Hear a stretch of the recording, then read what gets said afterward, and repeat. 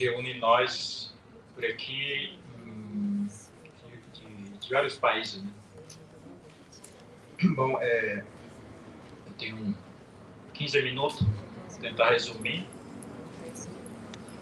já que o tema dessa sessão, né, é instrumento, artefato sagrado que se utiliza no ritual religioso.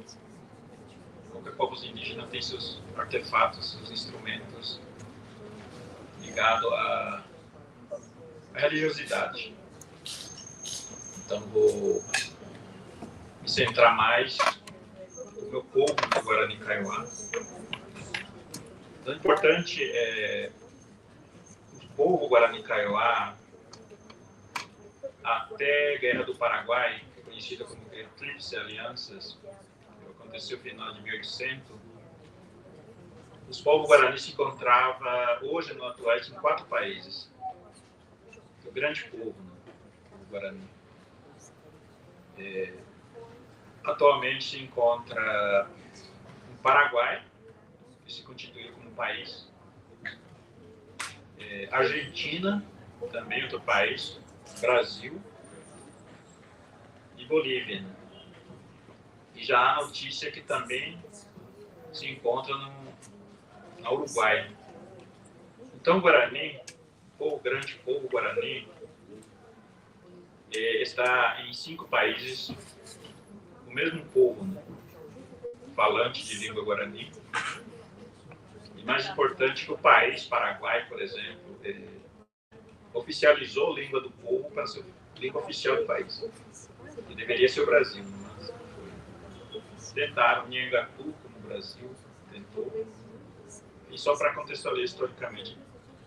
Então, o Guarani, o meu povo, né, até a Guerra do Paraguai, 1880 mais ou menos, ele vivia nos seus territórios tradicionais, como até mesmo sem contato muito com colonizadores. Porque no território Guarani não se encontra pedras preciosas, ouro, etc. Só solo que é mais fértil, terra.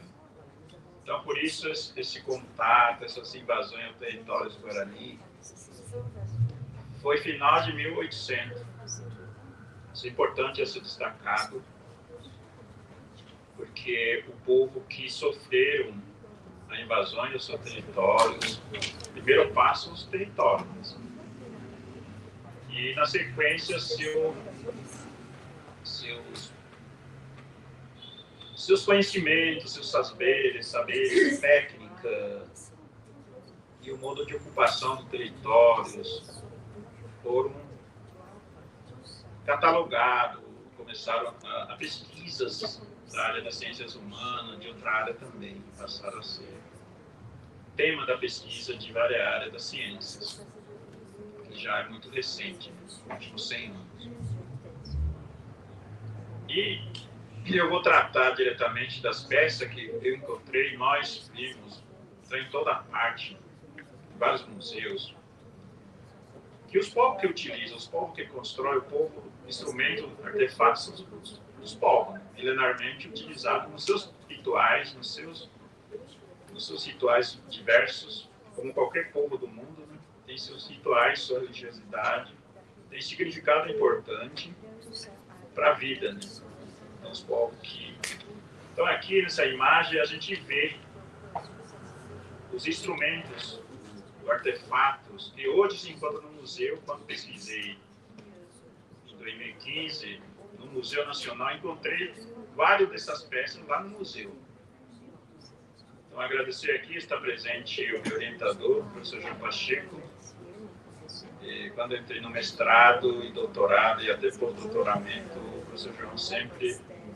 Acho que eu que envolvi ele porque ele nunca estudou Guarani, mas eu sou guaraniólogo, sou Guarani também, e acabou eu envolvendo e ele se envolvendo também. Então, agradecer a ele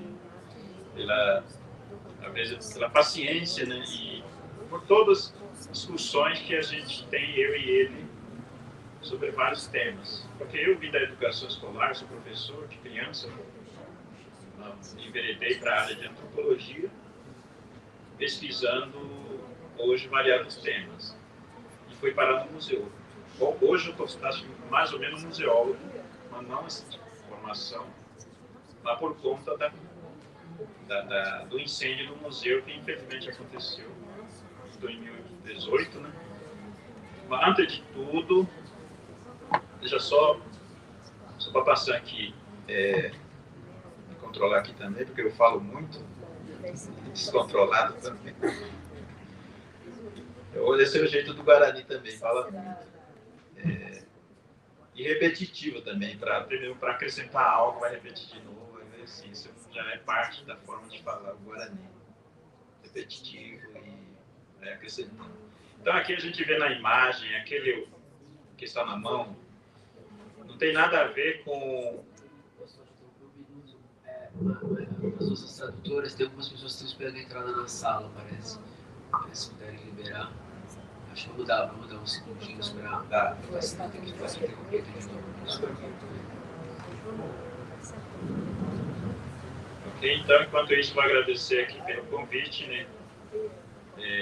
Pela organização desse primeiro seminário internacional, acho que é muito importante. Quem entrou em contato desde o início foi a Irina. Aí fui respondendo que eu não vou, porque eu atualmente eu sou como gestor de um órgão público do órgão indigenista, que é a Fundação Nacional dos Povos Indígenas, que lida com o conflito Guarani. Esse conflito, desde a Guerra do Paraguai até hoje, pelo território, pela demarcação da terra, pela recuperação. E hoje, eu como gestor, eu estou aqui, mas está lá no conflito lá. Estou monitorando pelo celular, porque eu sou gestor de uma coordenação regional que cuida desses, uma mediação de conflito fundiário e conflito armado também. Então, esse é um do... Hoje, mas mesmo assim eu estou aqui porque sempre, desde que entrei na área de academia, de 2005 até hoje, trabalho muito, também sempre estou dando atenção também para esse debate que interessa para todos os órgãos e também para o próprio povo. Né? E aqui a gente vê que o instrumento que está no museu aparece que está na mão, parece formato de cruz, não tem nada a ver com Cristo, com aquele cristianismo.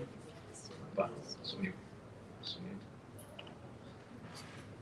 Umas coisas. Enfim, então no momento que os Kaiowás, Guarani, um povo...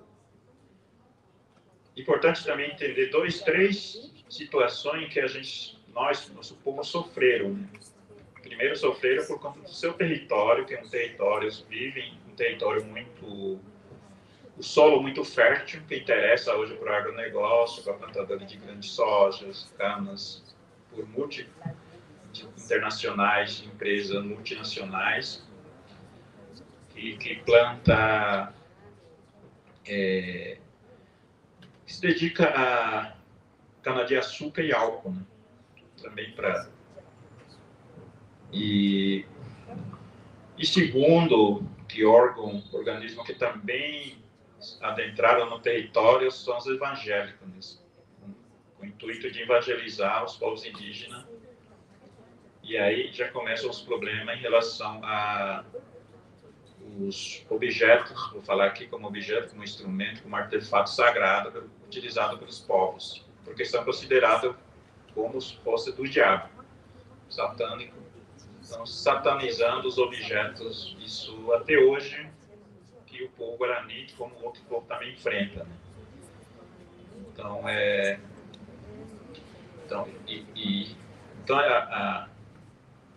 Os povos Guarani, então, não estou citando aqui povo Guarani, mas todos os povos enfrentam esse processo de entrada de evangelização, que entende e defende que o indígena não teria religião, não teria nenhum instrumento, seria todo do diabo. Então precisa evangelizar essa linha que passaram a atuar. E segundo, os passos mais cruéis, mais agressivos, que são os militares, né? Que atacam, mal armadas, e tentando fazer remoção forçada dos seus territórios, invadindo o território e negociando também, né? Então, isso outros problemas que o Guarani enfrenta. Eu estou falando isso, por exemplo, o instrumento religioso sagrado para o povo, pelo evangélico, é considerado como parte dos pertencente ao poder diabólico, eles satanizando, ou seja, inferiorizando, ao mesmo tempo teria que ser eliminado. Então, uma forma de excluir. Depois vem a língua também. A língua guarani também sofreram enfim, um problema muito sério, porque na escola, quando fui estudar, falava que proibia eu falando em sala de aula na minha língua. Então, outro processo que também os indígenas guarani e outros povos do Brasil sofrendo, né? E o mais complicado é essa parte que, pelo território, quando começaram a descobrir que aqui no território guarani tem muita madeira, e está bem para exportação, para importação locais, regionais, internacionais, então precisava adentrar o território guarani, no território, e explorar esse território. Começou a erva mate, uma erva, se encontrava no território também. Então, a partir daí, começaram um confronto com os interessados, ou seja, com os colonizadores, pós-guerra, já do Paraguai. E no momento em que também retiraram seus objetos, seus instrumentos, de forma violenta. Com agressividade, mataram, retiraram. E, enfim, esse é um dos pontos que eu queria inicialmente destacar para falar do museu e a coleção encontrada no museu, os objetos, né? Enfim, e outra teoria também, as teorias, inclusive antropológica, teoria sociológica, fala que os indígenas, na linha de integracionista, aquela linha de assimilacionista, fala que os indígenas, o índio, o termo índio, genericamente, não vão mais existir.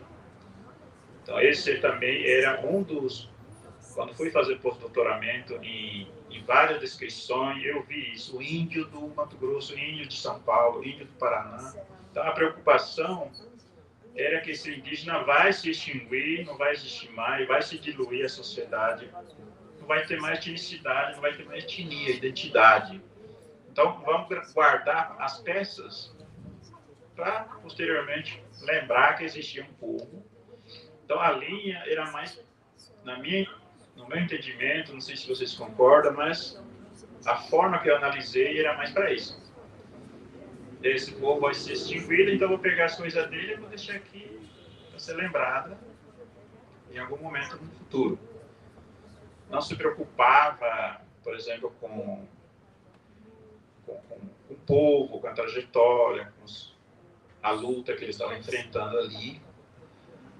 E só pegava, vou levar essas peças para cá, enfim. E a forma de retirar também, em vários momentos, aparece de forma muito violência, e a parte também atacada para retirar as peças. Em outro momento, só levava, mas como fosse, no meu entender, que em algum momento,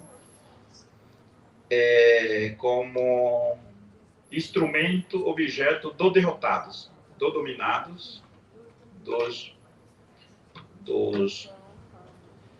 que serão extintos, como aconteceu com o Tupinambá.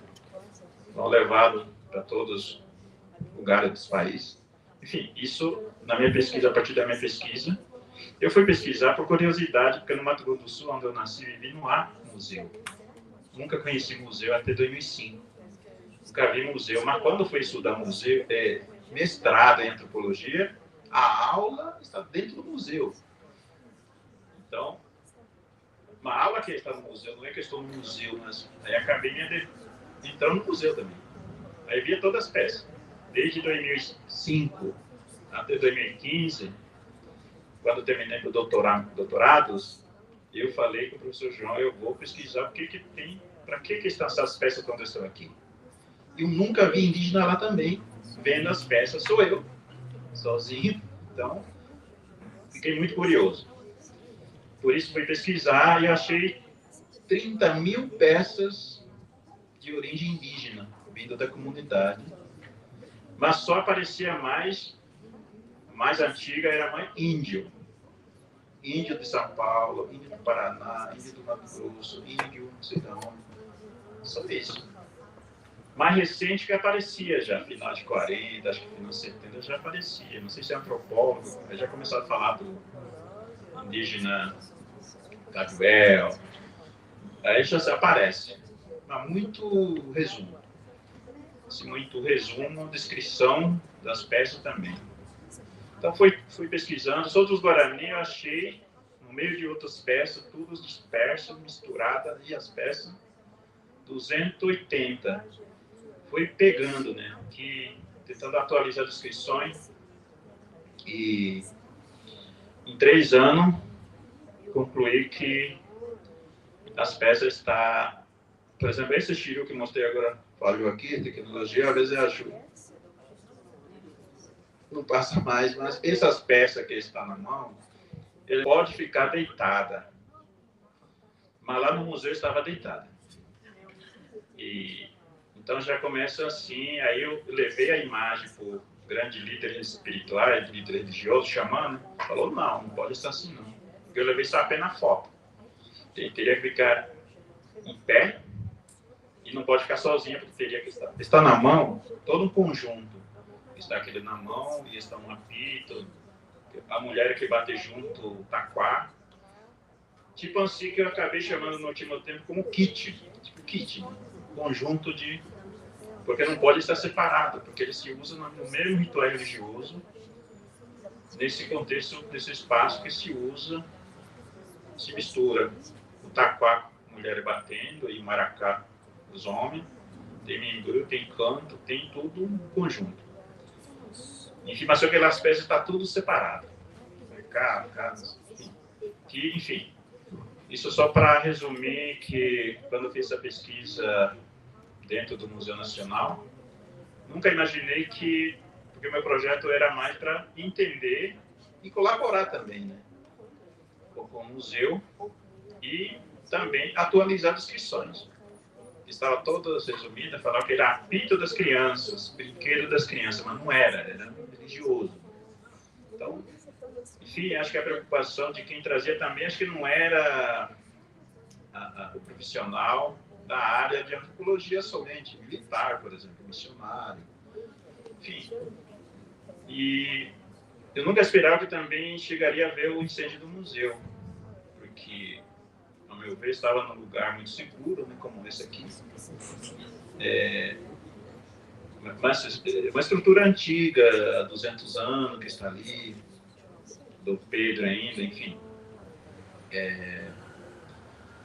Mas quando eu passei mesmo a ser, ir para lá ser um curador indígena e depois colaborar com o professor João, com a equipe lá do setor da etnologia e etnografia, quando sofreu incêndio o museu. Quando o museu sofreu incêndio, eu fiquei muito triste também, porque eu via toda aquela peça, não era só do Brasil, mas de vários de outros países, se encontrava ali também os povos indígenas de outros países também, que sem contato mais com os produtores, com os povos, né? Por exemplo, esse chiru que está aí, ele precisa ter um contato com cantos, rezas sagradas, cada bimestre, por exemplo, fazendo rituais, fazendo conexão, porque é um suporte da terra na religião guarani, com o sol e a terra interligam. Tem que fazer rituais de proteção, porque aí é um instrumento de proteção à vida, ao coletivo, ao povo, né? Uma forma de se sentir bem e se sentir seguro, né? Psicologicamente, enfim, faz bem a vida.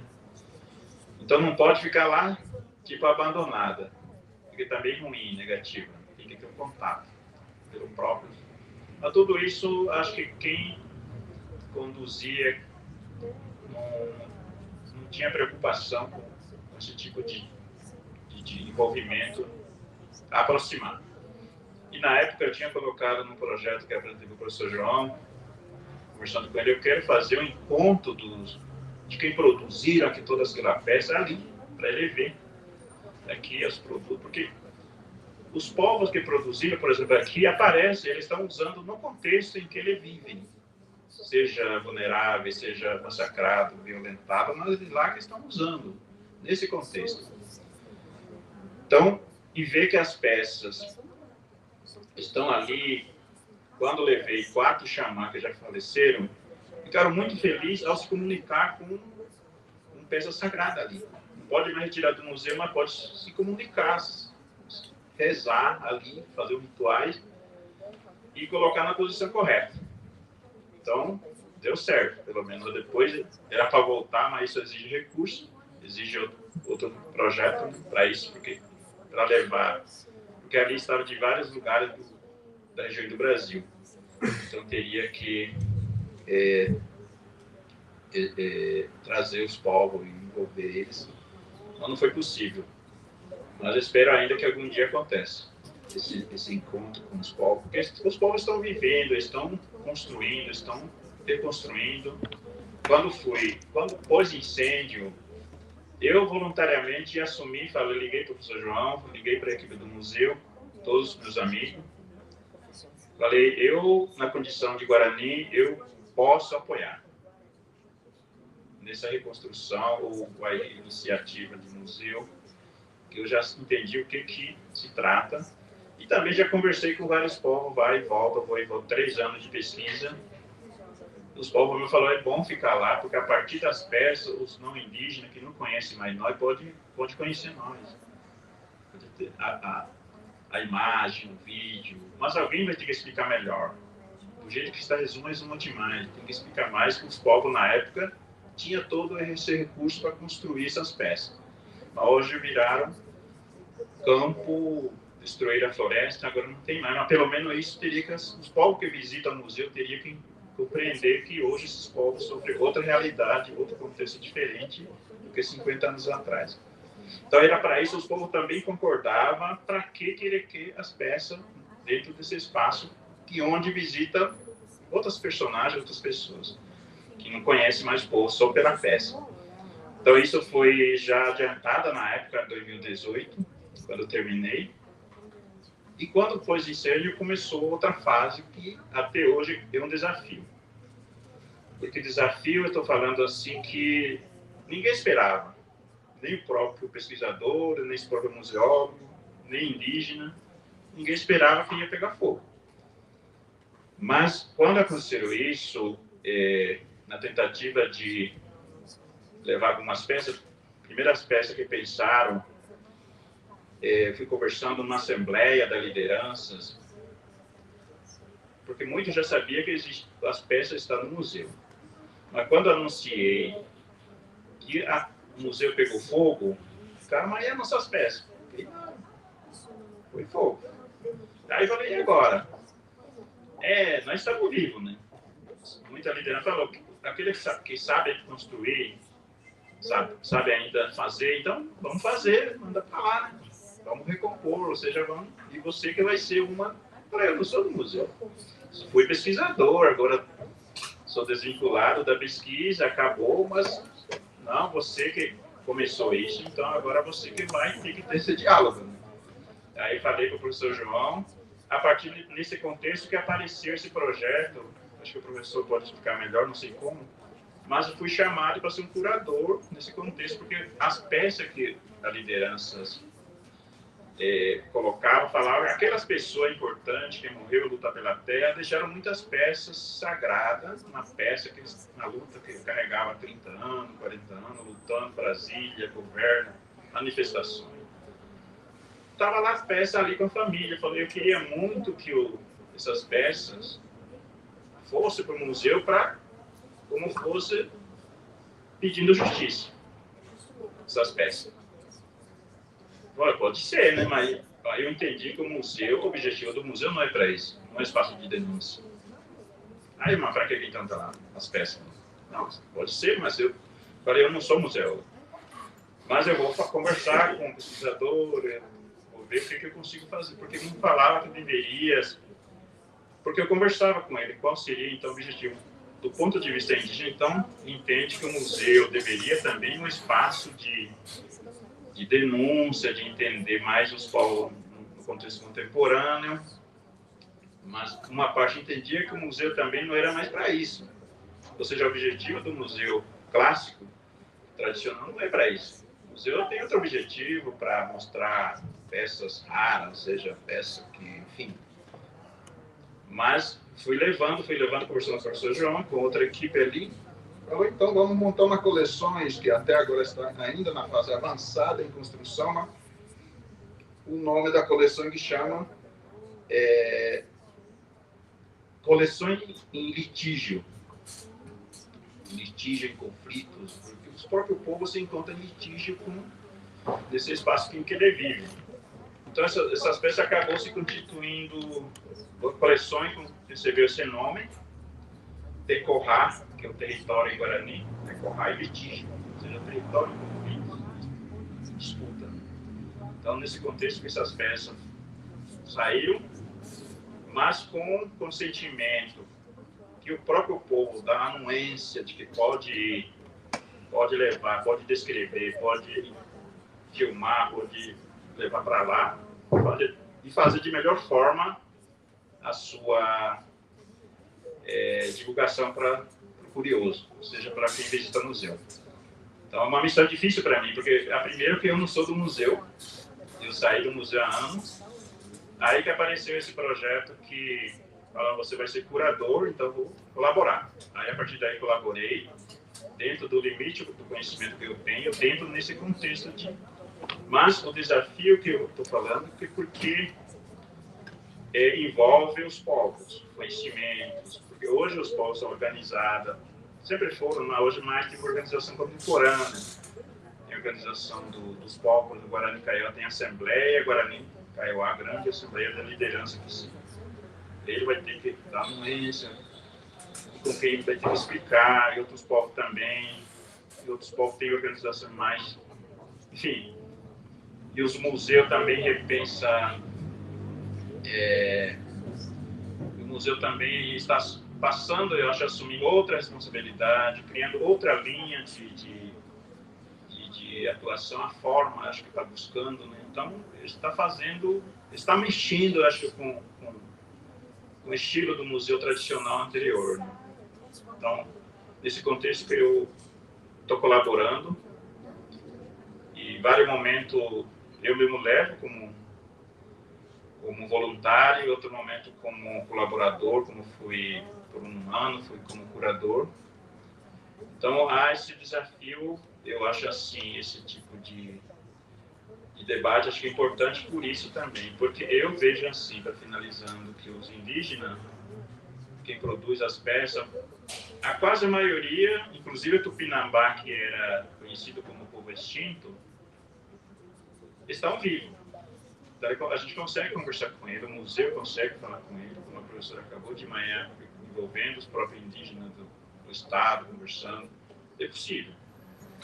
E, enfim, acho que é isso que eu queria trazer para o nosso debate, porque os povos entenderam que os museus vão ter que acrescentar mais objetivo, porque, com certeza, o objetivo do museu clássico, seja nacional e internacional, tem seus objetivos para valorizar seus povos, para valorizar as peças encontradas pelos arqueólogos, pelas demais áreas de conhecimento. E agora entra indígena. E nesse contexto contemporâneo, que o indígena hoje tem legislações favoráveis aos povos, consulta prévia, 8169, direito de constituição, mas outro tempo não era, indígena era tutelado, não podia falar, não podia conversar com o Estado, e hoje é possível. Então, mudou o contexto favorável ao nível nacional e internacional. Então, é possível se dialogar, é possível ter essa busca, né? Mas antes não, indígena era à beira da dizimação. Mas hoje é outro contexto. Então, por isso que eu quero deixar essa mensagem para todos os pesquisadores e pesquisadoras que eu, na minha condição de Guarani Kaiowá, eu sempre vivo pensando como que seria um museu ideal nesse contexto, mas há desafio. Mas podemos sim. Obrigado.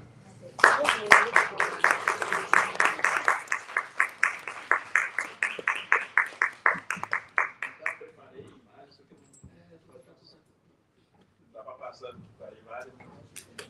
Thank you, Dr. Benitez. Pierre, you had prepared a presentation as well, right? Yeah. Can you, if you want to begin with that?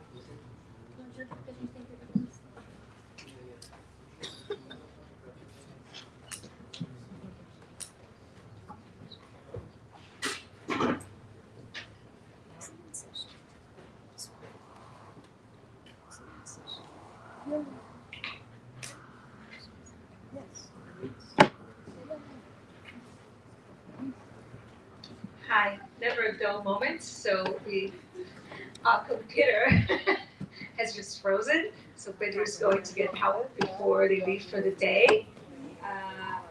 We have presentations from our next speakers. Fred, do you,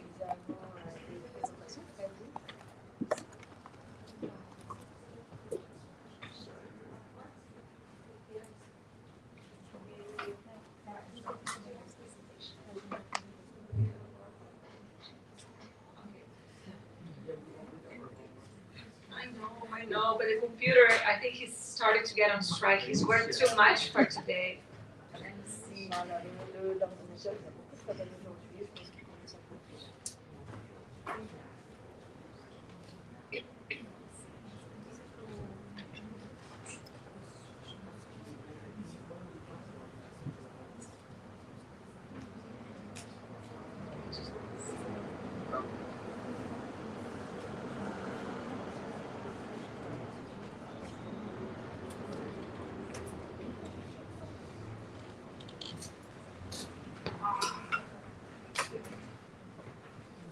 There's nothing like the reboot button.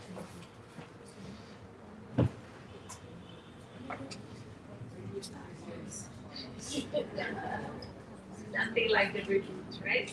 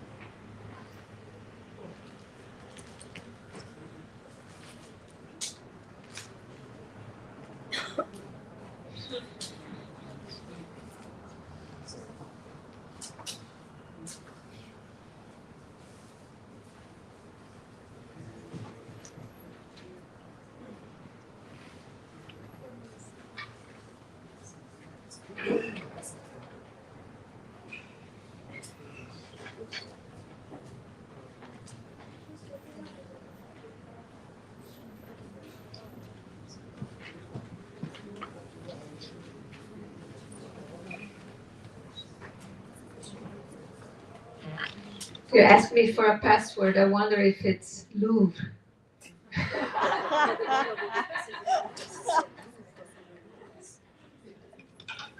Maybe law school.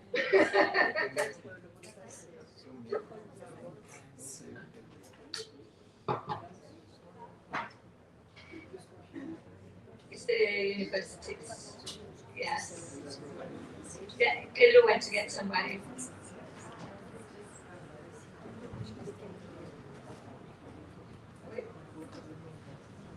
Oh, okay, we have to look on academia.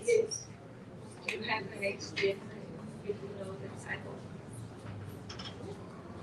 I know, same thing as mine. You should know.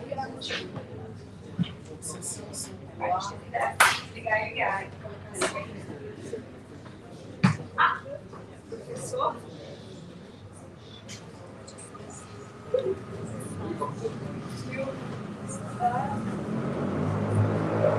Who would have thought? The login is professor and the password is? Password. Eu tava passando lá e ele falou. Não,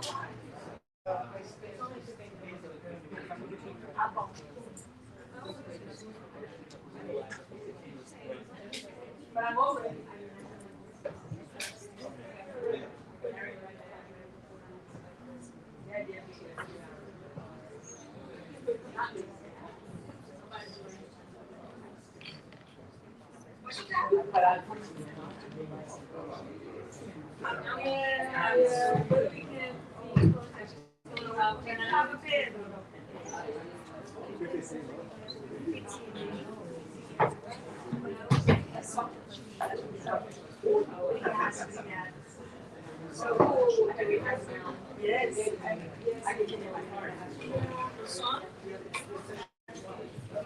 And then this.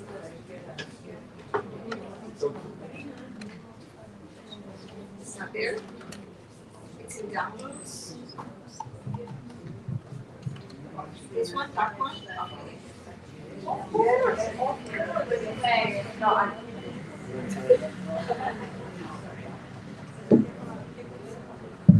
Okay, we'll move forward then.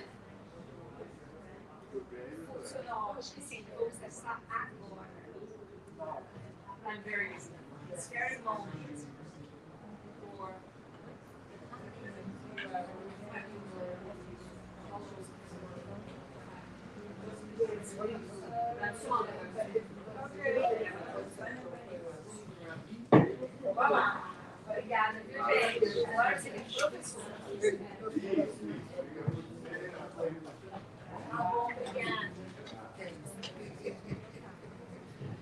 apologies for the last session technical problem. We were doing very well.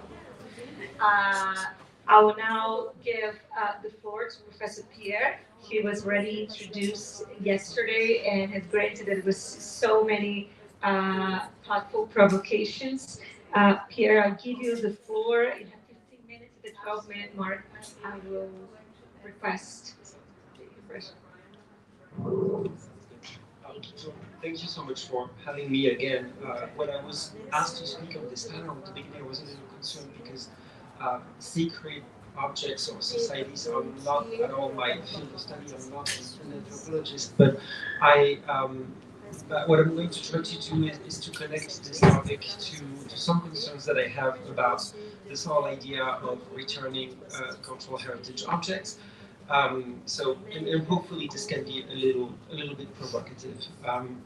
So what I'm going to try to do today is two things. First, see how cultural heritage returns may propose a real alternative to the model of the museum as the only possible institution that would be legitimate to care for an artifact. And in the second part, I would like to suggest that, I think at least in Latin America, it is the presence of indigenous actors rather than the indigenous origin of the claimed artifact that seems to open a field of possibilities for everyone to consider alternatives to the museum as the only possible repository for the return of object. So first, I want to propose the possibility of demuseumification as a rather radical paradigm that can emerge from the current repatriation movement, whereby the set of expectations for the preservation of an object will be challenged by alternative practices after its return to its country or community of origin. And a corollary question for me, and maybe you got that from my presentation yesterday, what I'm really interested in is the political dimension of all this. So I think a corollary to the question of museumification is the question of who will control the artifacts once they are returned. So in this sense, demuseumification can refer both to a change in the place or the type of institution where the object is returned, but also to the agents who are going to be responsible for its curation or care or lack thereof. So, perfect. I'm not going to spend too much time on this because I think other people have spoken about that. And Siraj already left, but I would have wanted him to know that I'm very well aware that human remains is an artificial and somehow colonial category of museum objects. But my point here was that I think that demuseumification has become more natural or intuitive for that particular category of museum objects that are human remains. So we have examples again around the world. Other people have talked about NACPRA, so I won't spend too much time on this. It's this law from 1990 that basically conditions federal support to US museums to the fact that they are going to register and make public the content of their collections of human remains and approach the possible descendants of of the people who are now in the collection of the museum and offer their possible repatriation. So many cultures, of course, most cultures probably consider the decomposition, cremation, burial of bodies as the normal fate of the human body, but also of the funerary items that accompany them. However, museumification interrupted that process by positing preservation and conservation as the supreme value of science. Now, I keep thinking that what we somehow now consider more natural for human remains is still not the case for anthropological artifacts.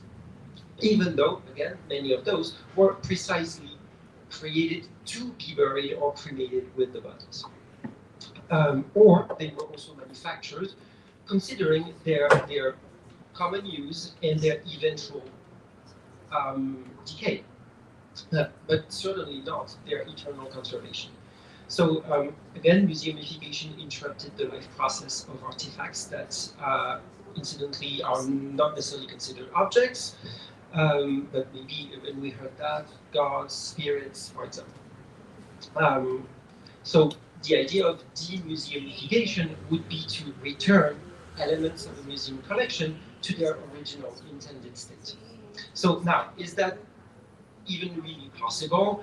I think that there is really no such thing as a return to a natural or a pre-scientific order to artifacts that have been museumified.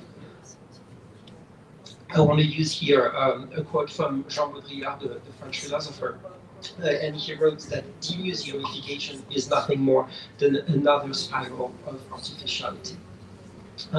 He refers in an essay to the cloister of Saint Michel de Courchat, that is originally from the south of France, and that is now in the cloisters, which is an annex of the Metropolitan Museum in New York. To be sure, so he's talking in this essay about the return of this cloister back to France, which I believe never happened. But this is definitely something I want to investigate. Baudrillard adds, and I'm going to quote here quickly, the reimportation of the cloisters to the original site is even more artificial. It is a total simulacrum that links us with reality through a complete circumvolution. The cloister should stay in New York in its simulated environment, which at least fools no one. Recreating it is nothing but a supplementary subterfuge, acting as if nothing had happened and indulging in retrospective hallucination. So what Baudrillard does here is he describes science, particularly ethnography, ethnology, as a voracious monster that must kill its living subject to turn it into an object of study. But returning this object to its previous state or place is just another simulacrum by which the same science attempts to recreate or superimpose a reality that no longer exists. So I think that in spite of those warnings, and even among curators who have been trained in decolonial thought, and who advocate for the return and restitution of cultural heritage, this idea of demuseumification is not necessarily really well accepted and has made a lot of input. The possibility of demuseumification is, in this sense, I believe, a much more radical project than restitution itself. Because it would imply that the artifacts that are transferred back from one country or to another or to another community also change their function. So I'm going to use here an example, and I'm going definitely to speak under the control of Didier out there. And I thought I would use this example because I knew that other people would speak about that. Which is the example of the 26 objects that were returned to Benin from France in 2021, and that are the focus of this movie by Matidia Moudaoumé. I'm sorry, I think Benedict and I, we don't watch the same movies because she seems to be watching really fun action movies, and I watch like the brainy ones. It's a really, really great movie, and I really encourage you to watch it if you have a chance. But there are two very separate parts in the movie, and from what I'm speaking about, you will understand that I'm way more interested and attracted in the second part of the movie. The first part, she gives voice to the statues. In the second part, she organizes debates among Beninese students who discuss the political context of those regions. The acuity and the sharpness of these young people as they analyze what is going on, I think it's really astonishing. So I really encourage you to see it. So my point here is that in the case of these statues, it's great, they return to Benin, and I think that this in itself is to be applauded. That sense, there is in this gesture, in this movement, there is for me a little sense of subversion of the old global museum order. Because the objects were exposed at the National Palace for several months, but then since then they have been put into a warehouse and they're waiting for the opening of the new museums that Didier talked about yesterday. But their re-socialization has really been limited, even though they had been chosen supposedly for their high symbolical and political value. So I think that something similar also happens in Latin America most of the time. In most of the countries of the region, it's the state that has defined the objects from previous eras as national heritage. And so the state has also nationalized the practices of conservation and exploitation of this heritage. So the experts are the ones who dominate the restitution process, with limited participation from alternative voices in civil society, and particularly from local and indigenous communities, with all the exceptions and the great harmful examples that we are hearing about during this but if I return, for example, to some examples that I was using yesterday, for like the Moctezuma's headdress or the textile from Paracas, we see that conservation is the one value that prevails over any other political debate over the meaning and the final destination of the restitution. So in this sense, the discourse of experts is really political because it gives primacy to one group of stakeholders over all others. Even when, as in those cases, the claims for their return exist because they have been initiated by civil society actors, not by state authorities or by the community of experts.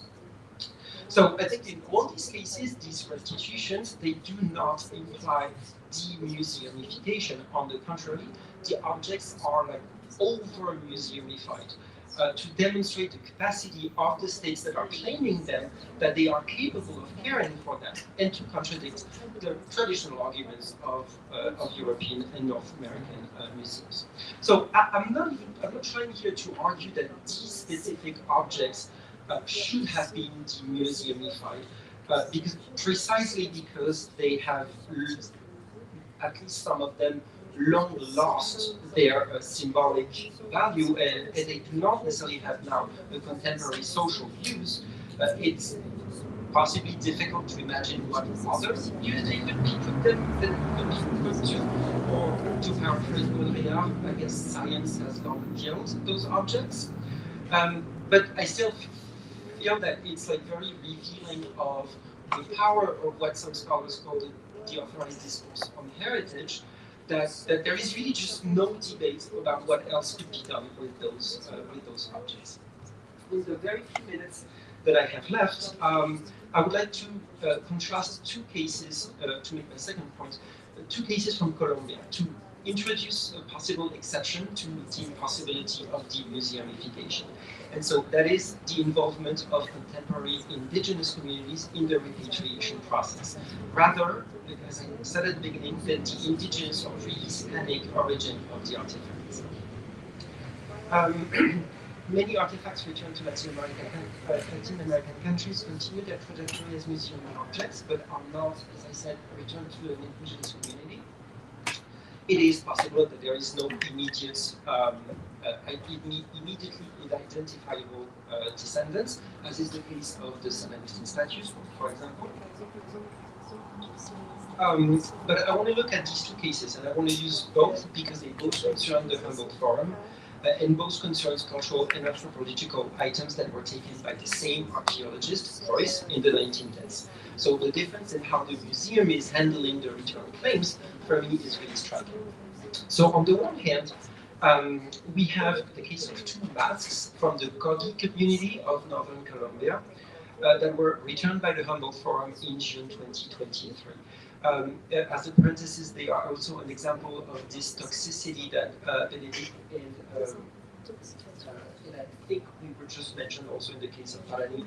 I think I heard this word toxicity because the masks have been covered in like some products for their conservation, so like they cannot be worn really without actually endangering the health of the people who are using them. So at the moment of the return, the Colombian president stated in an interview that he would like the masks to go to a new museum in the city of Santa Marta in northern Colombia.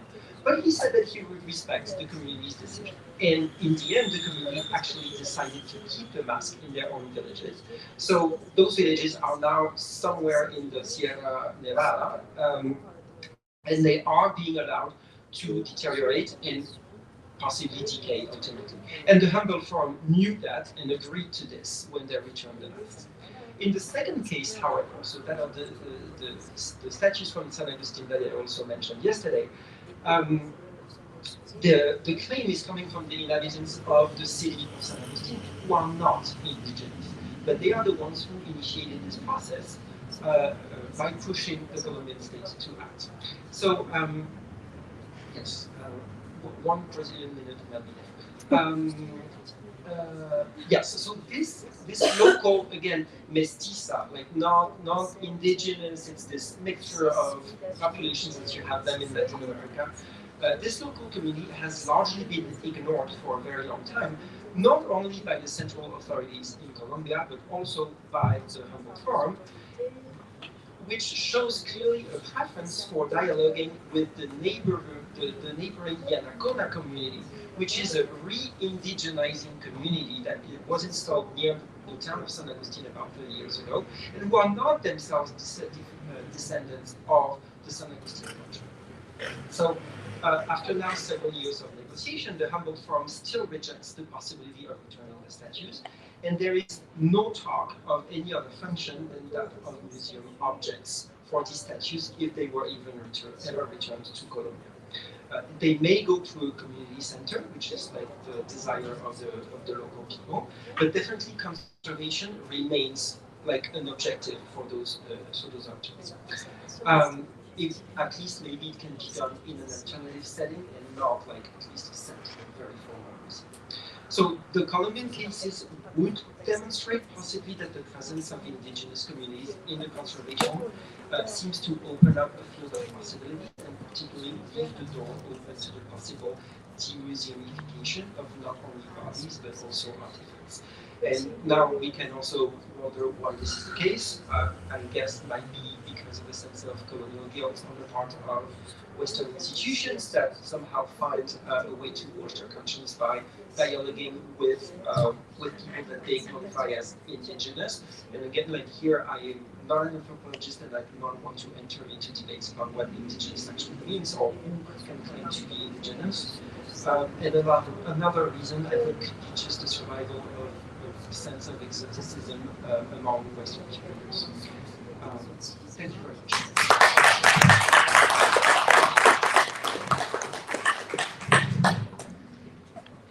Thank you, Pierre, for bringing this matter to our attention, especially because it's exactly one of the points that are being raised here. So where should these objects return to, and who should be involved, who should lead the process? And you just added another very important, some very other important aspects to this conversation. So thank you for this.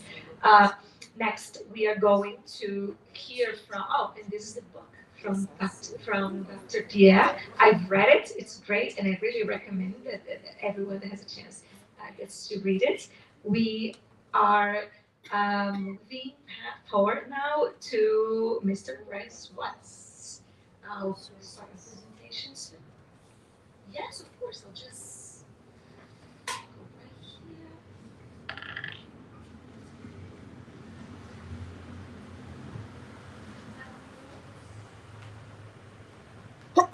This one.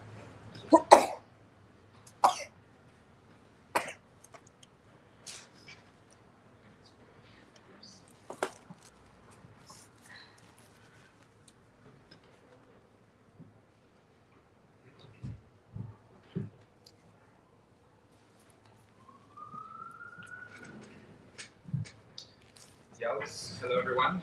I would like to start off by saying I am not myself Indigenous, but being Canadian, we are all living within Indigenous traditional territories. So myself at the moment, I'm proud and honored to be able to live and work within the traditional unceded territories of the Haisla Nation, where I act as the Executive Director of the Kitimat Museum and Archives at the moment. So before I begin, I think I need to speak a little bit about the perspective that I come to within this, because I am the executive director of the museum and have experience in heritage leadership, but also I come from a business perspective as well, where I work in an entrepreneurial environment to support cultural heritage at the community level as well. So bringing that blend of for-profit and non-profit to find solutions to strengthen communities by embracing and strengthening the cultural heritage of the peoples that live there. Also, understanding that Canada is not within BRICS, I thought I would give a little bit of context for Canada and its traditional, historical, good and bad relations and policies with Indigenous communities.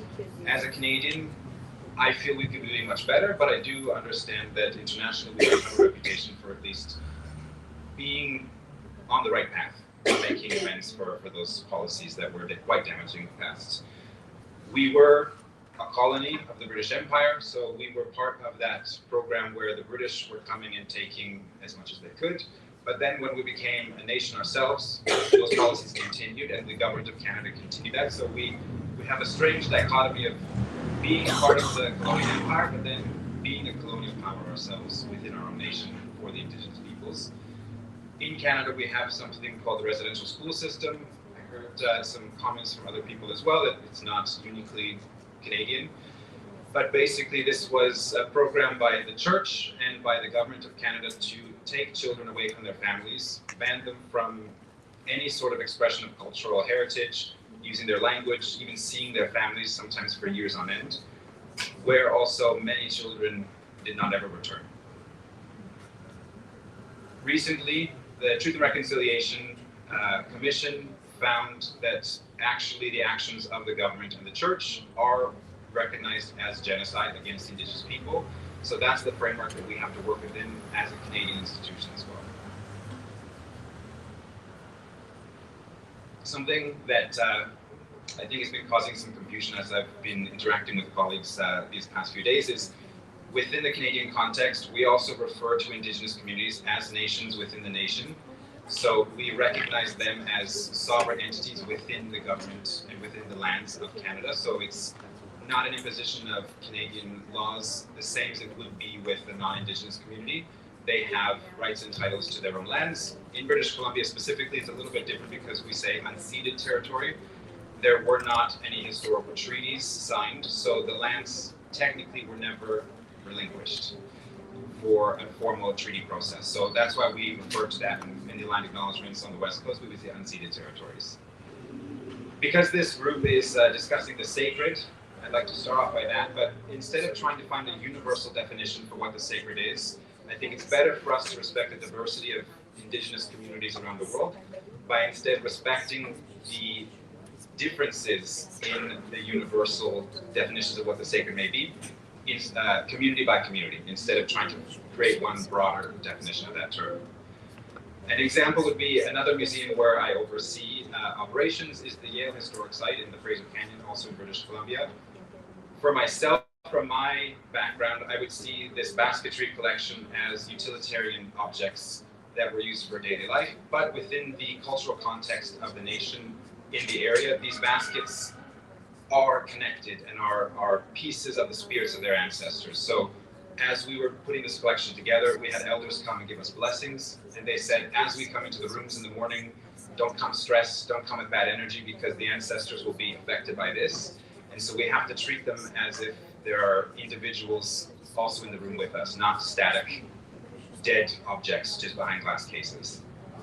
So it really blends the necessity for finding that respect for different cultural backgrounds, because for one institutional member to come in and impose their perspective, it's disregarding and disenfranchising the perspectives of the source communities as well. So bringing both together is a critical part of the reconciliation and the repatriation process as well.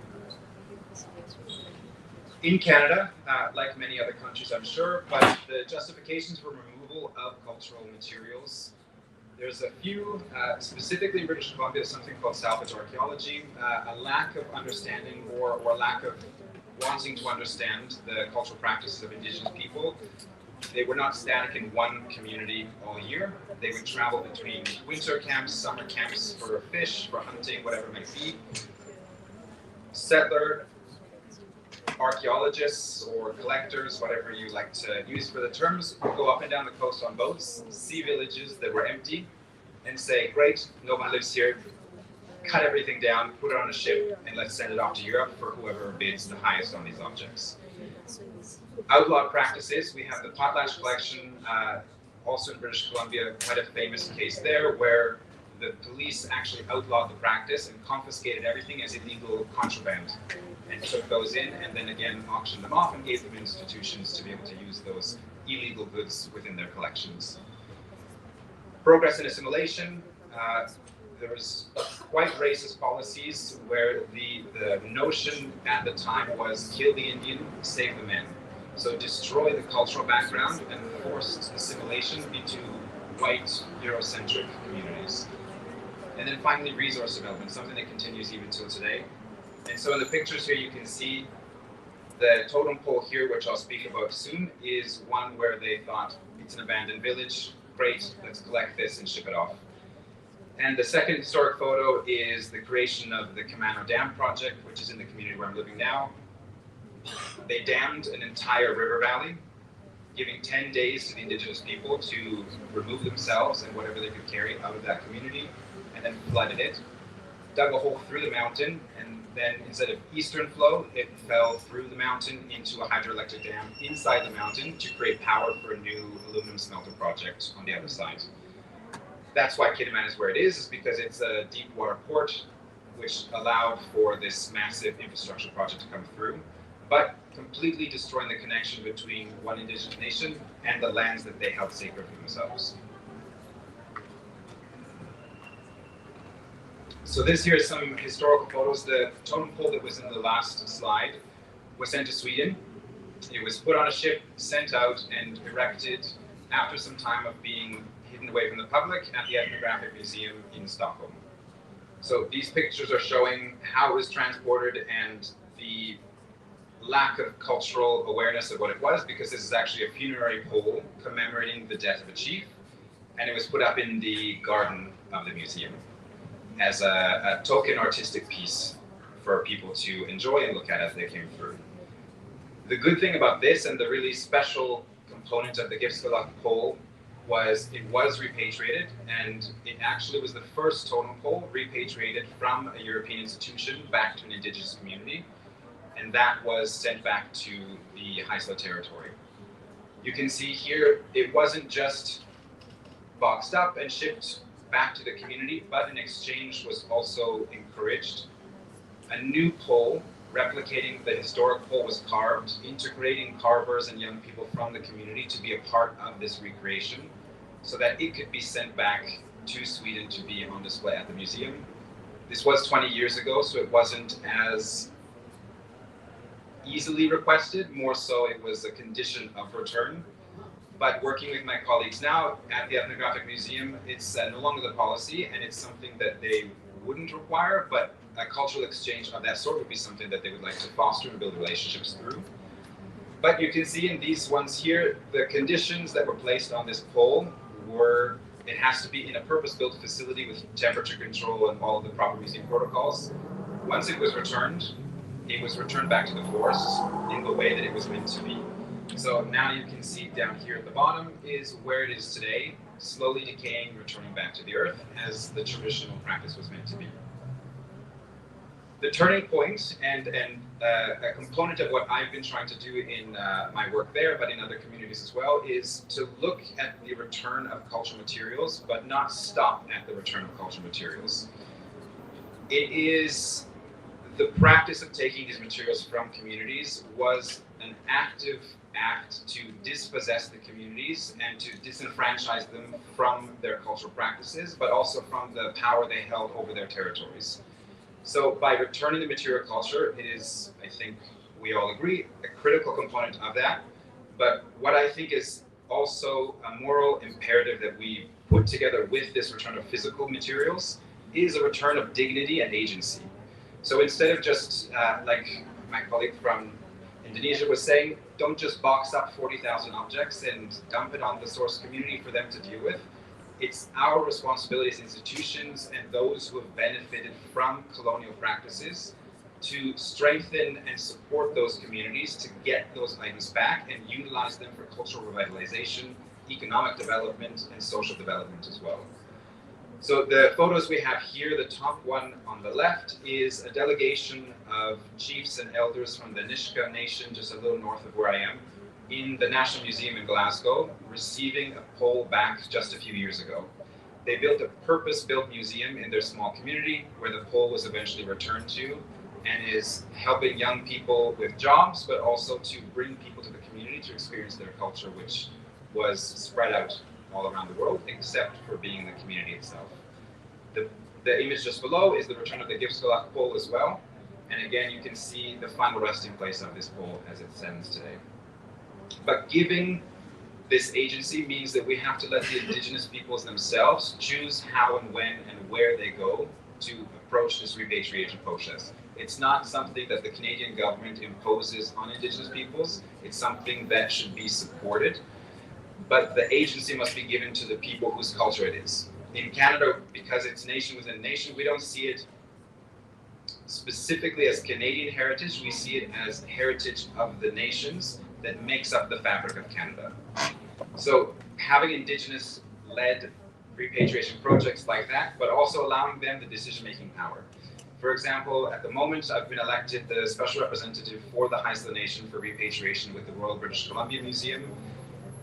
Acting in support of that community, I traveled to the museum and had meetings with curators there, and the change in their attitudes now has meant that instead of imposing 20 check boxes that the nation has to do before even a conversation can begin, there is no conversation. They check the records to just make sure that it is actually from that community, and there are no restrictions, nothing. They pay for the return, and that is the process as it stands today. But the unique thing that they have is if the nation, for some reason, does not want, or they see value in a larger institution in an urban center showcasing their culture, it can be a physical repatriation process or a symbolic repatriation process. So the objects can come back to the community or the museum can hold them, but the community itself is recognized as the owners of that. The curatorial process, the narratives, how it's being showcased, when, to who, is completely in control of the nation. My hope is that more institutions take this up, but the seas are changing. Even with the Swedish museums that I've met so far, their processes are going this way as well. And so we're collaborating actually on a new permanent exhibit that will be telling the story of the Gipsgelach pole, because for them as well, it's a monumental act in change in the psychological characteristic of that institution.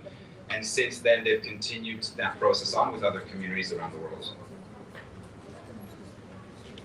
As I mentioned, it's not just a return of physical objects, it's building of capacity and sharing the responsibility. So the reason I've moved to Kitimat recently is the plan to create a new shared facility that will be a museum for the community itself, but also a cultural center for the Haisla Nation, all within one roof. So instead of compartmentalizing culture between Indigenous and non-Indigenous, the community, the district of Kitimat and the Haisla Nation Council are equal stakeholders in this new facility with equal decision-making powers on how the entire institution comes together. So we'll be doing this project over the many years. The prices, as I'm sure in Brazil and everywhere, is going up and up, so we have to find that aspect of it. But the fact that this is even in something that is being discussed is quite a unique aspect, where two different governments will come together and be those component parts to building something new and much larger. Because the museum where we are now is about 225 square meters. The new facility is planned to be 3,225 square meters. So ample space for these repatriated objects to come back, but also programming space for cultural engagement, for youth training, for artistic practices being shared with the community, and really making it a dynamic space that isn't just curiosities to look at and static objects behind glass cases, but really a living space where those objects can also be used for cultural practices as they were meant to be originally. Beyond that repatriation process is also something quite dear to me as well, is development at the community level as well. By using that to inspire youth to re-engage with their culture, take up new artistic styles, engage with their elders, become a space where social and economic development can strengthen the community by that act of repatriation. So by a pole coming back, building purpose-built facilities, especially with Canada being the second largest nation in the world, we have many communities that are hours and hours and hours apart. So by having something like the Nishka Museum you see on the bottom right, this is a tourism draw for the community, which normally would not have people driving 4 hours outside of where I am, which is also 17 hours north of Vancouver. So it's quite a remote space, but creating these opportunities to really inspire people to come and engage that culture is the way to create jobs, to create this cultural revitalization, but also to create a sense of ownership and pride in that culture, to want to share it, if the community decides they want to share it, but to be that source of economic driver in a sustainable way. Especially with my work with the G20 Young Entrepreneurs Alliance in 2023, when India was the host, the G20 Leaders Declaration identified cultural heritage as critical for sustainable development. And so these types of activities are what needs to be happening and what needs to be supported at the national level to really help with rural diversification and economic development at the local level. So finally, the return of objects must be the return of opportunity. An opportunity to tell stories, revitalize culture, build stronger futures, and stand with dignity. Ixguelas, thank you.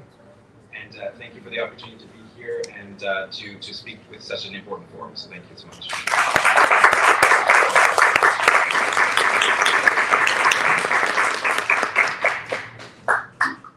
Well, Bryce, thank you. You somehow managed to, in 15 minutes, encompass pretty much everything that we were discussing. The idea of repatriation as reparation, the idea of forming new kinds of repatriation that are respectful and are indigenous people led. They're led by the people to whom that heritage belongs.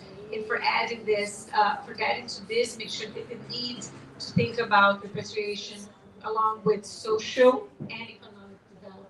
Because of course, it's not only about human rights, it's also about the rights to develop.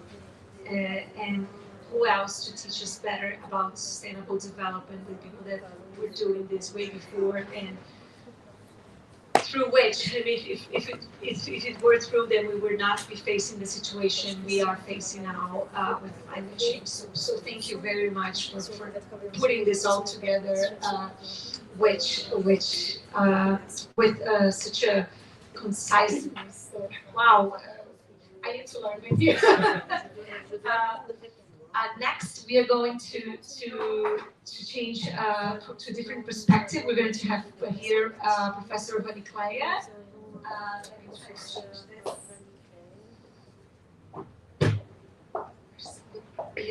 this.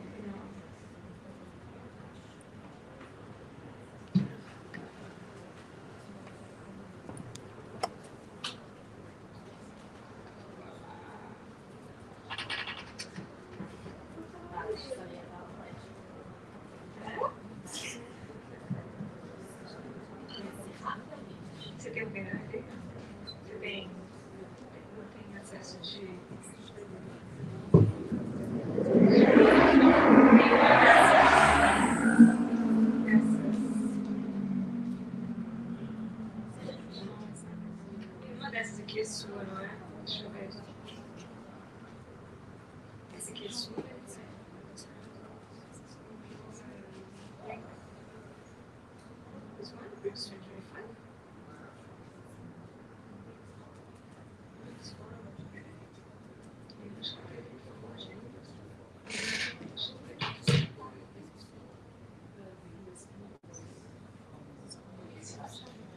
have one here. Maybe this one?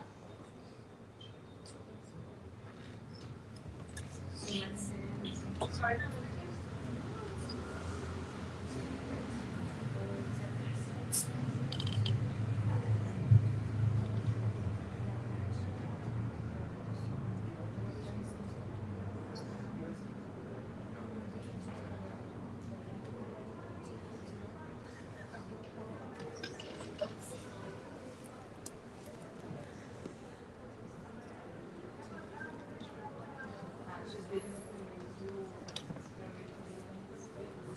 Esse meio aqui vai só vai.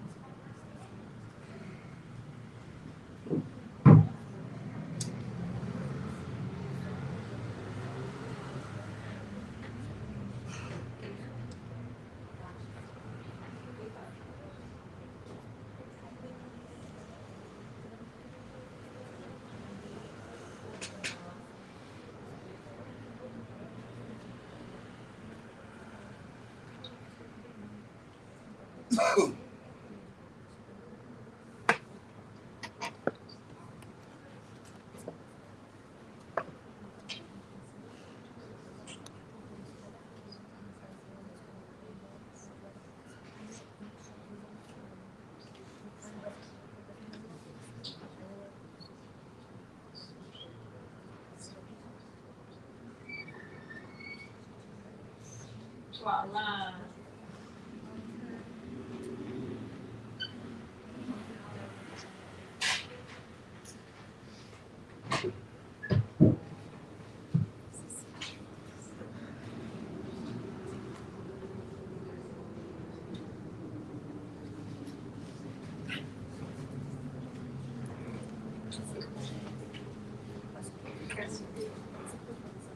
A representation.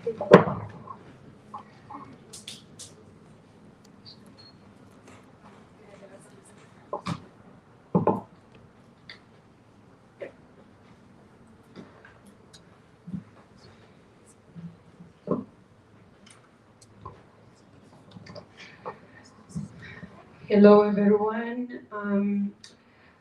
First of all, I'd like to say thanks to the organizers of this event for this generous invitation.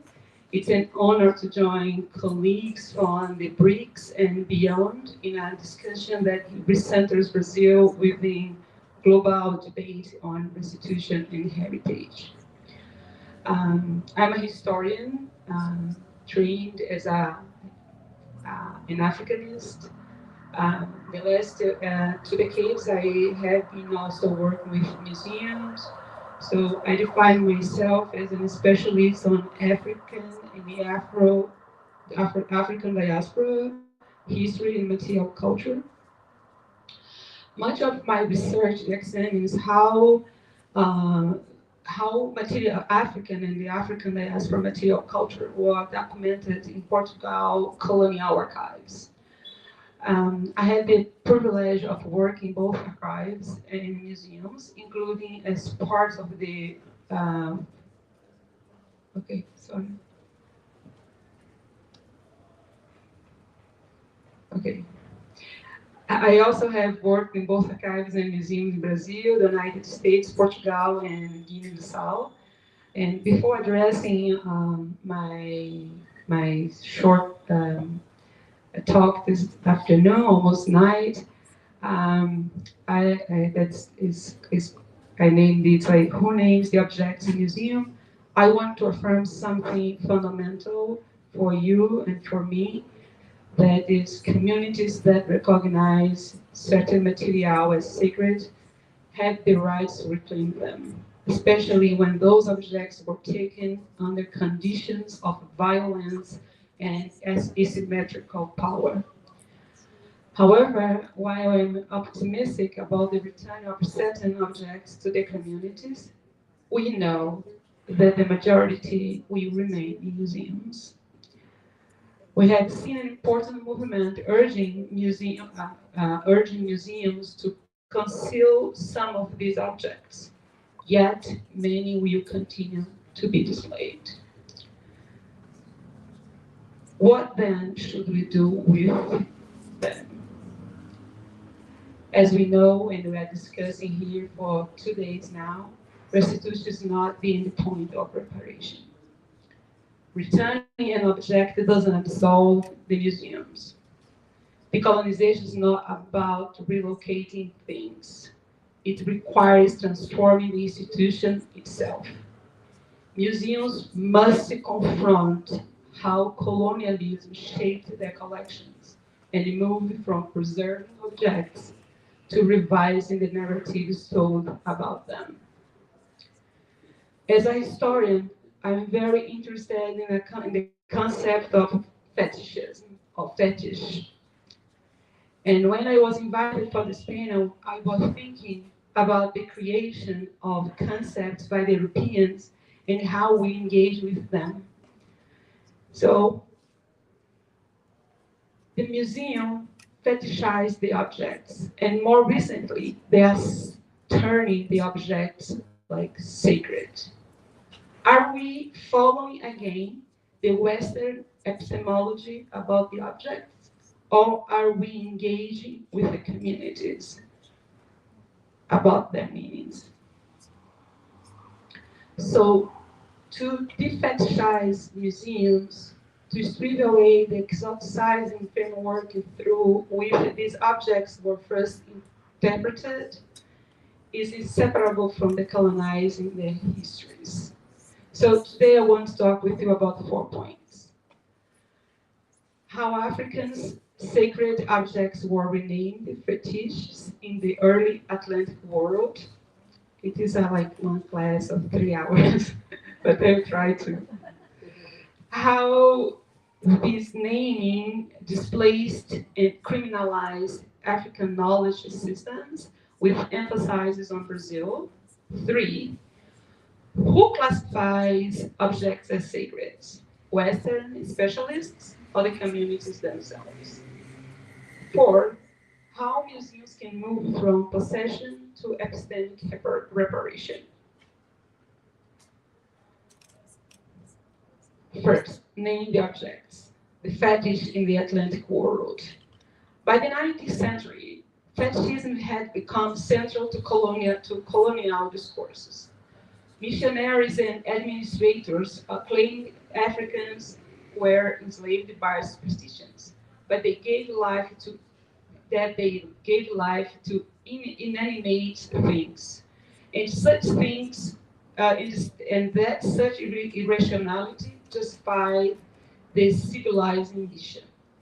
The destruction of fetishes became a moral pretext for invasion and domination. The word fetish itself lies at the root of the European misunderstanding of African material culture. It derives from the Portuguese feitiço, a term or crafted things from fazer, to make. In the 15th century and in the 15th and 16th centuries, Portuguese traders used feitiço to describe ritual or objects whose meanings they could not grasp. Northern Europeans later adopted and distorted the term into fetish, detaching it from the context of production and giving it an aura of superstition and irrational devotion. So moving to the 19th century, fetish became again a tool of empire. It classified complex spiritual systems as primitive and legitimized the seizure of territories and sacred heritage. This ideological vocabulary accompanied the physical removal of objects. Missionaries, explorers, and ethnographers looted artifacts while calling it fetish. This book, probably you know, is a book from 1929, and they would republish it again 20 years later. And many of the objects of this book are called fetish, right? The photo is not good, but like 90%, they name them, 90% of them are fetish. And many of objects from this book came from the famous mission, expedition, scientific expedition from Dakar to Djibouti. To grasp the harm of his rename, number two, part two, um, the ontology of the sacred. To grasp the harm of this renaming, we must ask, what are sacred objects in African cosmologies?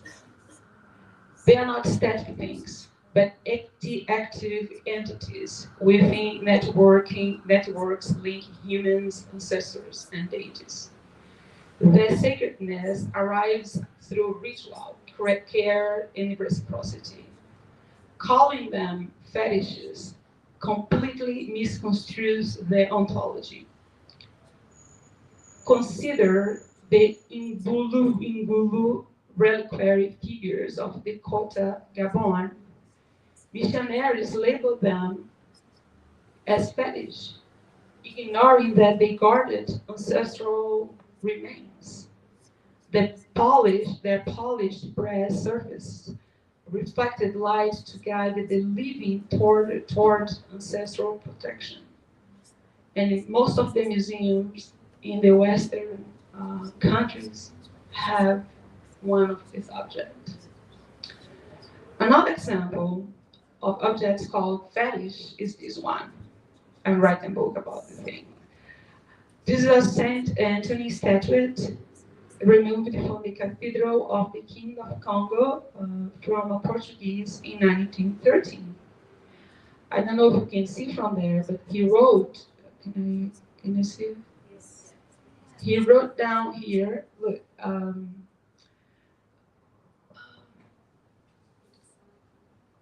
Exposição Antoniana because he sold it for an exhibition in Portugal. But I think that I described it here. Okay. So this is the object, the entire object. Here's the bottom. And here he wrote it. Sé de Salvador do Congo, used as a feitiço. by the indigenous people, 1913. Right. And he, according to him, he found it in the back of his church that was like working at this moment when Portugal was the colonizer of the Congo. Finally, I'd like to show you this group of objects collected by Amandus Johnson. Amandus Johnson was a professor of a Scandinavian language at the University of Pennsylvania. And one day, the library, a fire burned all his books. And 6 months later, he decided to become an art dealer. And he went to Angola and bought like hundreds of objects. And this photo is very interesting because you can see here the organization, the theater of the power, right? He and the other friends are sitting in the chairs. They have helmet. He's in the center. He's the guy in the center. He with the legs crossing. And there are two local people sitting on the ground showing an object. Right? What I was very surprised about Amandus Johnson, because he went there, right? We can see here, he has many photos of his expedition, is that he named all the objects as fetish. So, and the museum cataloged them using, of course, the name given by Johnson. And the museum was doing what every museum did at this moment, right? They accepted their classification or how they named them. So he's, I can see here the name fetish, and here the technical information from the piece. And here we selected 5 objects from Johnson to put in the exhibition. We did use the name fetish, and I investigated about his history, the cities that he visited, who were the people, and then I was comparing the information that he provided with other like Portuguese colonizers also organized an expedition in that area, and they realized that it was not a fetish, but there are other historians that they say that they are the images of Jesus, of the Jesus Christ. When Tonico was showing the crosses, and they say, "This is not the cross, okay?" Because immediately everybody think about the cross, like a Christian cross. And many art historians interpret these objects as representatives of Jesus Christ. And in my research, I figured out that they are not representation of the Christianity, but used by hunters to protect their houses, their space while they were in the forest, the period of hunting, to protect their space against animals, of course, and against the, the spirits. So,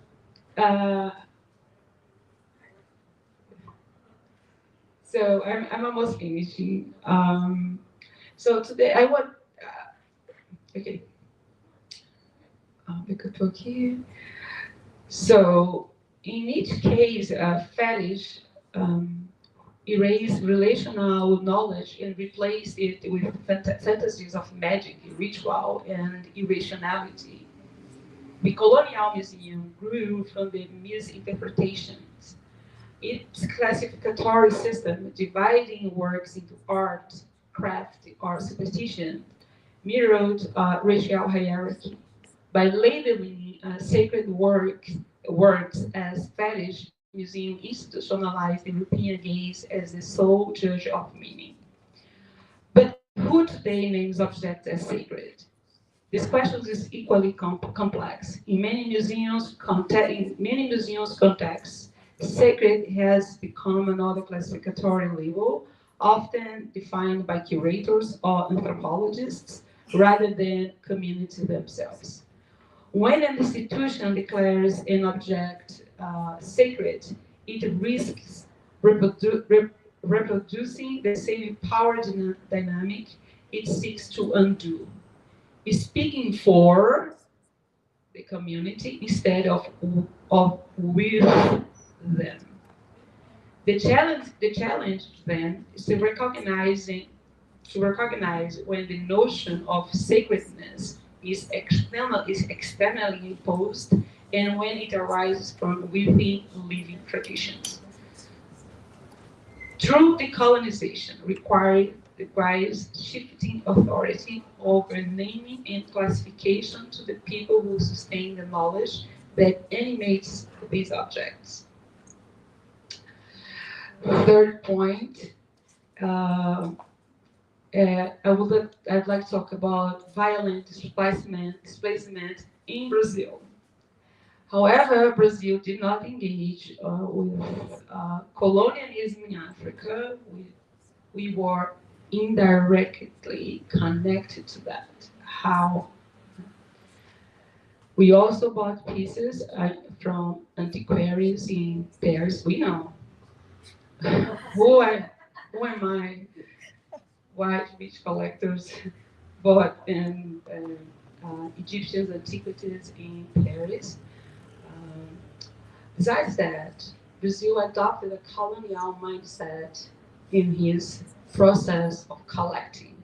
For example, the first Brazilian museum to have African objects was the National Museum, where our friend works. And this museum was created in 1810, right?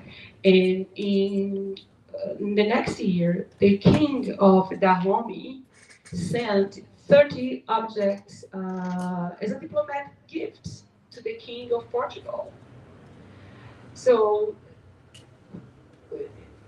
I'll not talk about the objects, but just about the museum housed the objects. And they used to classify them as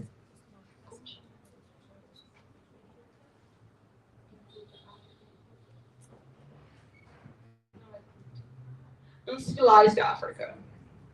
So they classify them as uncivilized Africa in contrast with the civilized Egypt, right? And of course, like the museums in the world, the collection, the sub-Saharan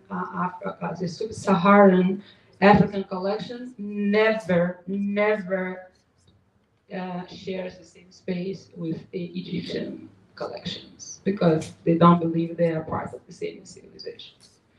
So the logic of misnaming and control shaped not only Africa, but also its diaspora. In Brazil, from the late 19th century, much of the 20th century, police repeatedly confiscated ritual objects from Afro-Brazilian religions such as Candomblé and Umbanda. Authorities labeled them as magia negra. Yes, evidence of witchcraft. These seizures criminalize black religious expressions and reinforce racial hierarchies under the guise of hygiene and morality. Thousands of sacred artifacts were stored in police warehouse in Rio de Janeiro and later exhibited in a grotesque display called the Museum of Black Magic. The exhibition celebrated police power rather than cultural understanding. It turned living ritual objects into evidence of defiance, reproducing the same colonial logic that had branded African sacred objects as fetishes. The photos that you'll see here, it was published in the main newspaper of Rio de Janeiro in the 1930s. And they are very derogatory. They say, Jupira, a mãe de santo. Mãe de santo is the mother of the saints, is one way to name the religious leaders. And he wrote A Noitada de Magia Negra em Madureira. It's like a, a hard night of black magic in Madureira. Madureira is a very popular neighborhood in Rio de Janeiro. On the other side, they posted the photo of this head inside of this bowl. It's on bowl, like a ceramic bowl, and I don't know if you can see there's popcorn around it. This is image of Eshu, that is the entity of the crossroad, the god of the faith, and it's very important inside of the Candomblé tradition. And they took this photo, the police seized the place with journalists. They took photos, they posted, and they created an entire propaganda against the Candomblés, Umbanda, and the Afro-Brazilian religion generally. Decades later of this, recently, like in 2020, religious leaders and activists launched the campaign called Liberte Nosso Sagrado, that means free our sacred objects. After long negotiations, the collection was transferred from the police custody to the Museum of the Republic, where curators collaborated with the hero priests to re-identify the materials. One item cataloged as Caboclo Lalu, that is this one that you see here on the right side, was correctly recognized as a sacred Exu Ijelu. This act of renaming the object transformed the entire narrative of this collection. What had been criminal evidence became a record of spiritual resilience. Yet many objects could not return to ritual use because the conditions of seizures had broken the sacred chain of transmission and the final destination of the objects. For some communities, preservation, let me just explain it very quickly. When a religious leader dies, they have to take the objects with them. And they bury them. They do a very, very beautiful ceremony called Asheshe that says to give it the appropriate ceremony for them and the objects. So when they invited the religious leaders to help them to recognize and name correctly the object, they said, in reality, you need to take them and bury them. But they became objects of museums. They were musealized now. And the museum said, no, we need to preserve. Okay? And said, no, we need to do the correct thing. And again, here, the idea of preservation itself became again an act of violence. Objects meant to decay or be buried are instead frozen behind glass. Even well-intentioned conservation perpetuates harm when detached from the cosmology that gives matters in its meaning. So now they are in peace. The museum and the religious leader, and they are waiting for the opening. They still the process of the conservations and so on. So I'll go to my conclusion. Wow, definitely conclusion. So who names the objects in museum? Historically, missionaries, explorers, and art dealers imposed their vocabulary on African things. They named sacred objects as fetishes to justify domination. They renamed altars as idols, reliquaries as fetishes. Through naming, they turned relationships into discussions. Today, our task is rename ethically, to return objects to languages of respect and relation. Naming is thus a question of responsibility. The object itself is a witness of violence. It bears the marks of removal, translation, and misreading. The museum must become the witness of responsibility, carrying the weight of interpretation and the duty of repair. Ultimately, the museum must move from collecting to correcting, transforming possession into pedagogy. Only then can we begin to heal the epistemic wounds left by colonial naming and allow sacred objects to speak once more in their own tongues. Thank you very much.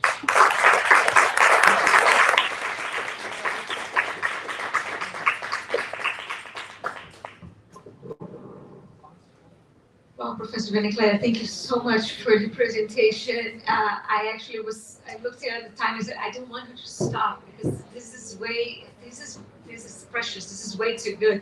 And it got me thinking about two issues when you're talking about fetish.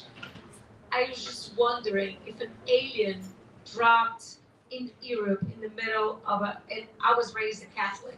So in the middle of a Catholic mass with everybody, praising the saints and doing the promises and with the candles and singing and everything, would they brand it as fetish?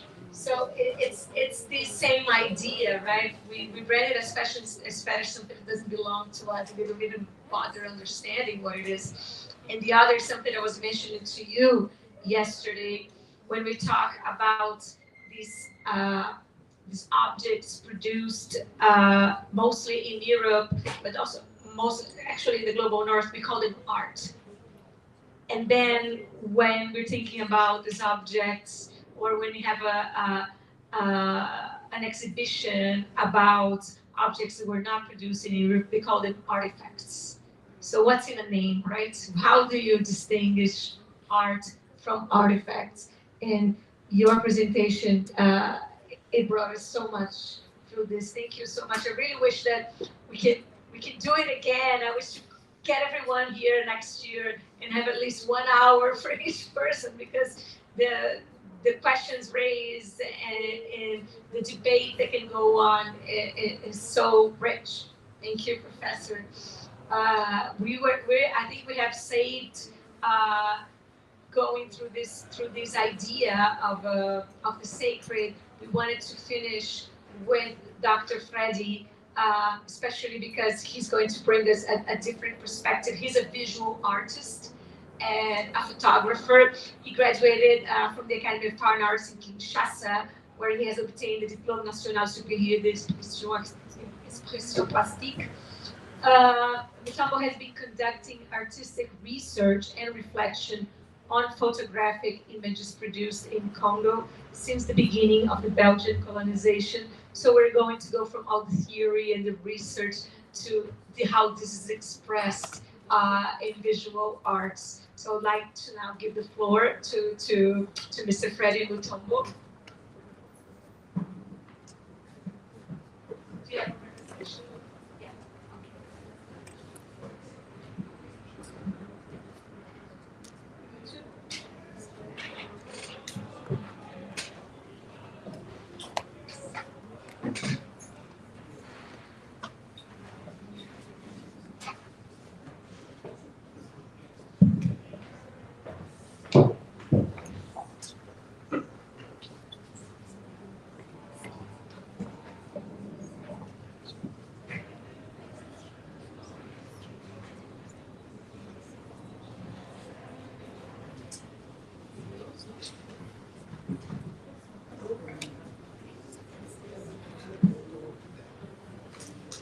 Sorry, we thought you were done with me, but you're going to have to listen to me a little bit.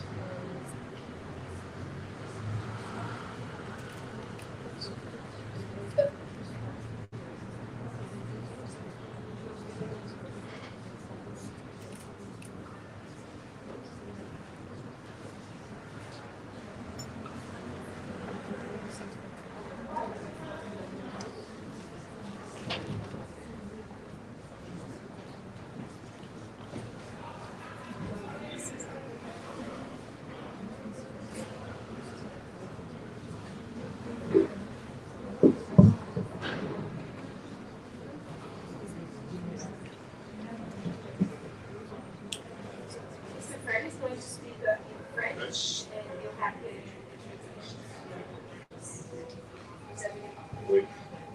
Bonjour, et je suis bonsoir, je pense que c'est ça. Je suis Félix Moutongo. Donc, comme vous m'avez présenté, je viens de Kinshasa et je vis à Bruxelles et à Paris. Donc, j'ai fait 3 villes l'année pour ma production artistique. Donc, la présentation de mon projet, je parle d'un poète pour arriver à mon projet. Je vais ouvrir ma présentation avec un extrait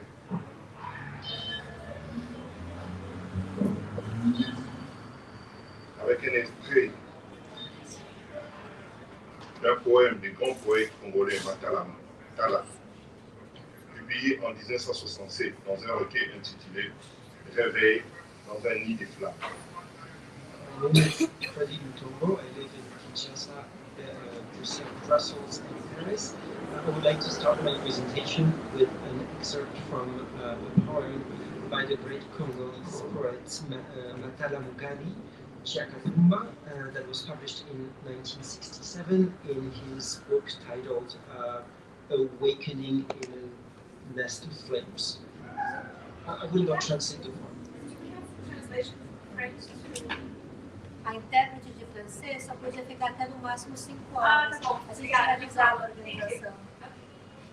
Au fond de la nuit des temps, se traîne l'écho d'un incendie, de mes objets d'art, terre virène, romans mes sculptures.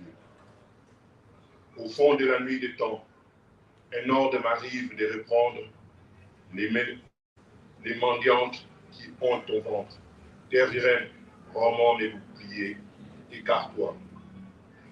Emporté par les tourbillons du siècle, les statuettes, las d'inspirer le cubisme, veulent me revenir pour respirer l'air du terroir. Terre virène, rends-moi ma flûte de pont. Emporté par les tourbillons du siècle, mes fétiches veulent quitter le continent d'Apollinaire pour la Tanzanie, la Guinée, le Congo. Terre virène, rends-moi mes raffias. Au bout de cette journée, qui se meurt, jamais mes aïeux n'adoreraient ces objets. Ils les vénéraient comme les bonzes ou les bouddhas. Le curé, la madone. Terre virène, rends-moi mes folklores. Comment as-tu gardé dans ton enceinte ces objets? As-tu Kanamukendi, on disait abject, des sérables, les grands-pères mourus. Terre virène, sans rancune, je réclame mon héritage. Ce poème reste méconnu, pourtant il est important. Il nous dit à quel point les demandes de restitution, je devrais dire juste les demandes de réparation, ne datent pas d'aujourd'hui, ni même d'hier, mais de longues années. This poem is not well known, yet it is very important. It tells us the point to which the restitution claims, I should say the just restitution claims, are not from today or neither from yesterday. They date from several years back. Ce texte nous dit que les générations précédentes se sont levées, ont crié, ont dénoncé les pillages, les vols commis par les Européens de ce qui ne leur appartenait pas. de ceux qui ne les comprenaient pas, de ceux qui ne leur revenaient pas parce qu'ils n'ont pas participé à la création de ces patrimoines. This text tells us that the previous generation rose up, screamed, and denounced the spoils and the theft committed by Europeans, the theft of what did not belong to them, of what they did not understood, things that should not have come to them because they had not participated in the creation of this heritage. On travaille à partir des archives et du musée des archives terroristes en Belgique s'inscrit dans l'héritage de Matala Mukadi. I inscribed my work in the archives of the Museum of Africa in Tervuren in Belgium, in the continuation of Matala Mukadi's inheritance. Ce cri a été lancé et partagé en 1967. Je l'ai ressenti au fond de moi lorsque j'ai visité le musée de Tervuren 40 ans plus tard, en 2007. His claim dates back from 1967, but I felt deep down inside of me when I visited the Museum of Tervuren 40 years later, in 2007. Mon travail s'inscrit aussi dans l'engagement actuel pour la restitution et la réappropriation des objets spoliés. Les processus de restitution du patrimoine pillé durant la colonisation belge au Congo, tel qu'il se déroule aujourd'hui, est long et complexe. Il implique une recherche scientifique approfondie sur la provenance des objets, la coopération entre les commissions mixtes belgo-congolaises, ainsi que la définition d'un cadre légal pour le retour des matériels des biens au Congo. Malgré l'adoption d'une loi belge permettant les restitutions, les discussions avec le gouvernement congolais stagnent et les retours contre les objets restent rares. I also frame my work in the current movement in favor of restitution and reappropriation of spoiled objects. The process of restitution of cultural heritage spoiled during the Belgian colonization of Congo, as it is currently unfolding, is long and complex. It implies scientific research in depth on the provenance of objects, a cooperation between mixed commission between Belgian and Congolese authorities, as well as the definition of a legal framework for the return of for the material return of objects to Congo. In spite of the adoption of a law in Belgium that allows those restitutions, the conversation between the two governments of Congo and Belgium are stalking, and the concrete return of the objects is still a rare occurrence. En étant un artiste, je ne peux pas attendre toutes ces procédures politiques et administratives. Je dois déjà agir à mon niveau pour explorer ce qui s'est passé et les traumas de ce qui les pillages ont engendré. As an artist, I cannot wait for all these political and administrative procedures. I have to act at my own level to explore what happened and the traumas that those spoils have created. Le choc du musée des Tervuren. Cette recherche a donc commencé avec ma première visite du musée des Tervuren en 2007. À l'époque, j'habitais au Congo et je venais pour la première fois en Europe. This artistic research started with my first visit to the Museum of Tervuren in 2007. At the time, I still lived in Congo and I was coming to Europe for the first time. Au Congo, je n'avais jamais été confronté aux images de la propagande coloniale belge au Congo. Je ne les connaissais pas. Je connaissais une longue histoire coloniale faite de domination, de violence, de lutte pour la liberté, d'émancipation, de violence encore et toujours, mais je ne connaissais pas des images datant de l'époque coloniale. Et s'inscrivant dans une démarche de propagande destinée aux populations belges et européennes. When I was in the Congo, I had never encountered the images of Belgian colonial propaganda in Congo. I did not know them. I knew the long colonial history made of domination, violence, freedom, fights for freedom and emancipation, of violence again and again. But I did not know those images that dated back from the colonial period and that were inscribed in a process of propaganda aimed at the Belgian and European public. Je ne connaissais pas ces images qui font soudain surgir des visages, des personnes ayant existé il y a plus de 50 ans dans le contexte de leur vie, leur réalité. En découvrant ces images, c'est comme si j'avais soudain accès à une partie refoulée, oubliée, traumatique de l'histoire de mon identité en tant que Congolais. I did not know these images that suddenly made appear faces, people who had existed more than 50 years ago in their own context, their life, their reality. When I discovered these images, it was like I was suddenly able to access a forgotten and traumatic part of the history of my own identity, my identity as a Congolese. Je me suis toujours méfié de ces termes d'identité, cette notion vaste et fourre-tout dans lesquels les individus ont tendance à s'enfermer. Pourtant, je dois reconnaître que ces images coloniales m'ont touché au plus profond de mon être, au plus profond de ce que je suis, à la fois dans mon identité congolaise et dans mon identité d'artiste. I was always beware from this concept of identity because it's a very vague and broad notion in which people tend to jail themselves. However, I must acknowledge that these colonial images touched me to the in my soul.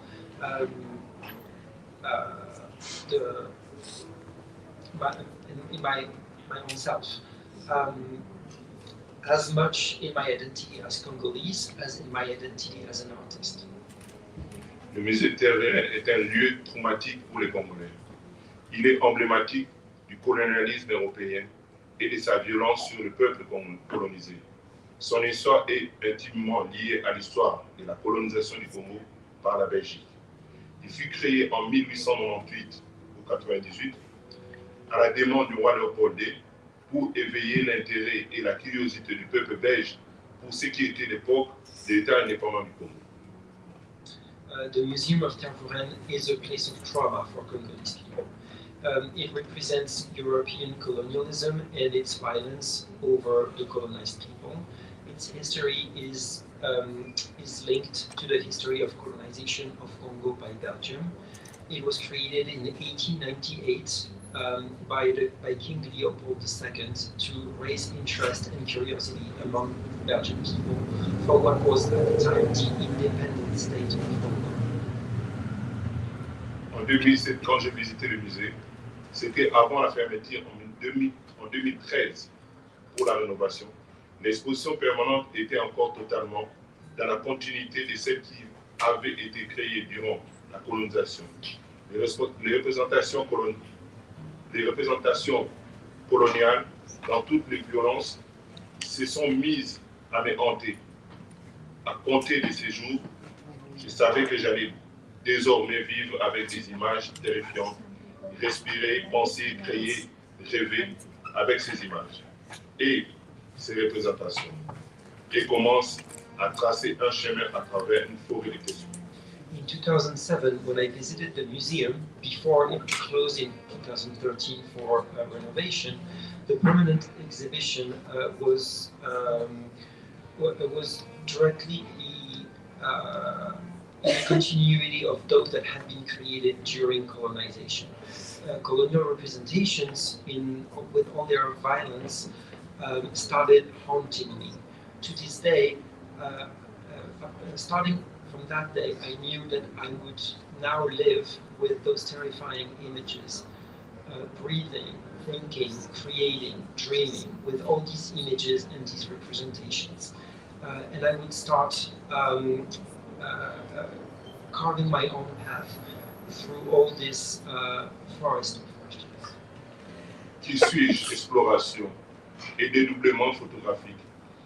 J'ai donc plongé dans cette histoire et ces images coloniales, cet héritage pour tenter de l'appréhender, de les sonder et d'en relever l'homme porté, à la fois dans mon identité personnelle et dans le mémoire collectif, en Afrique comme en Belgique. I dived into this history and those colonial images, this heritage, to try and comprehend it, explore it, and reveal its shadows, both in my own identity and in the collective memories in Africa and in Belgium. J'ai travaillé à partir des photos issues du fond des archives du musée. Comment montrer et faire sentir leur portée actuelle. J'ai choisi de transposer leur mise en scène en rejouant les rôles de celui du colon et celui du colonisé, celui du bourreau et celui de la victime. En donnant cette impression de doublement, de l'effet miroir, j'ai cherché à mettre en scène les traumas et à signifier la persistance de nos modes, des relations contemporaines, dans nos manières de voir le monde, consciemment ou inconsciemment. Je vais montrer quelques images. I worked with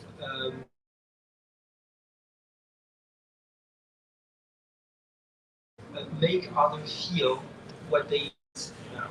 I chose to transpose their staging by myself interpreting all the roles, that of the colon and the colonized, that of the executioner and the victim. By trying to give this impression of doubling myself, of a mirror effect, I tried to represent the trauma and signify its persistence in our modes of relation, of contemporary relations, and in the way we see the world, consciously or unconsciously. Now we'll see a few images. Je peux ouvrir une petite parenthèse parce que ces images sont faites. Je les ai fait dans un studio, mais il y a juste une absence de ce qu'on pouvait penser à une application comme Photoshop où j'ai utilisé des techniques anciennes. Je voulais vraiment que ce soit comme si on faisait la photographie à la chambre noire. Toutes ces photos sont faites à la chambre noire. Le studio est fermé, je peux me dédoubler ou mettre 100 fois à chaque fois où je veux faire les 100, tant qu'il y ait l'assistance des applications comme Photoshop. Ça m'a pris au moins un mois pour arriver à produire des images et à pouvoir me caler et travailler dans le noir. Complètement les yeux fermés. Et puis à côté, donc, je parle des images d'archives, donc il est présenté souvent en installation. Il y a un making-of côté noir et il y a une caméra qui me filme à chaque fois. Je projette l'image, en fait c'est des flashs qui se projettent à chaque fois. Si j'ai fait 100 fois la flash, j'aurai 100 fois sur le même cas ma représentation. So all the work is done in like a black box studio without using like digital applications and superimposing the images. So it took a really long time, like more than a month, to do the work. And it is presented as an installation with the archival photos and a making of it. Entrée triomphale. Propager les cris des Mataramoukas.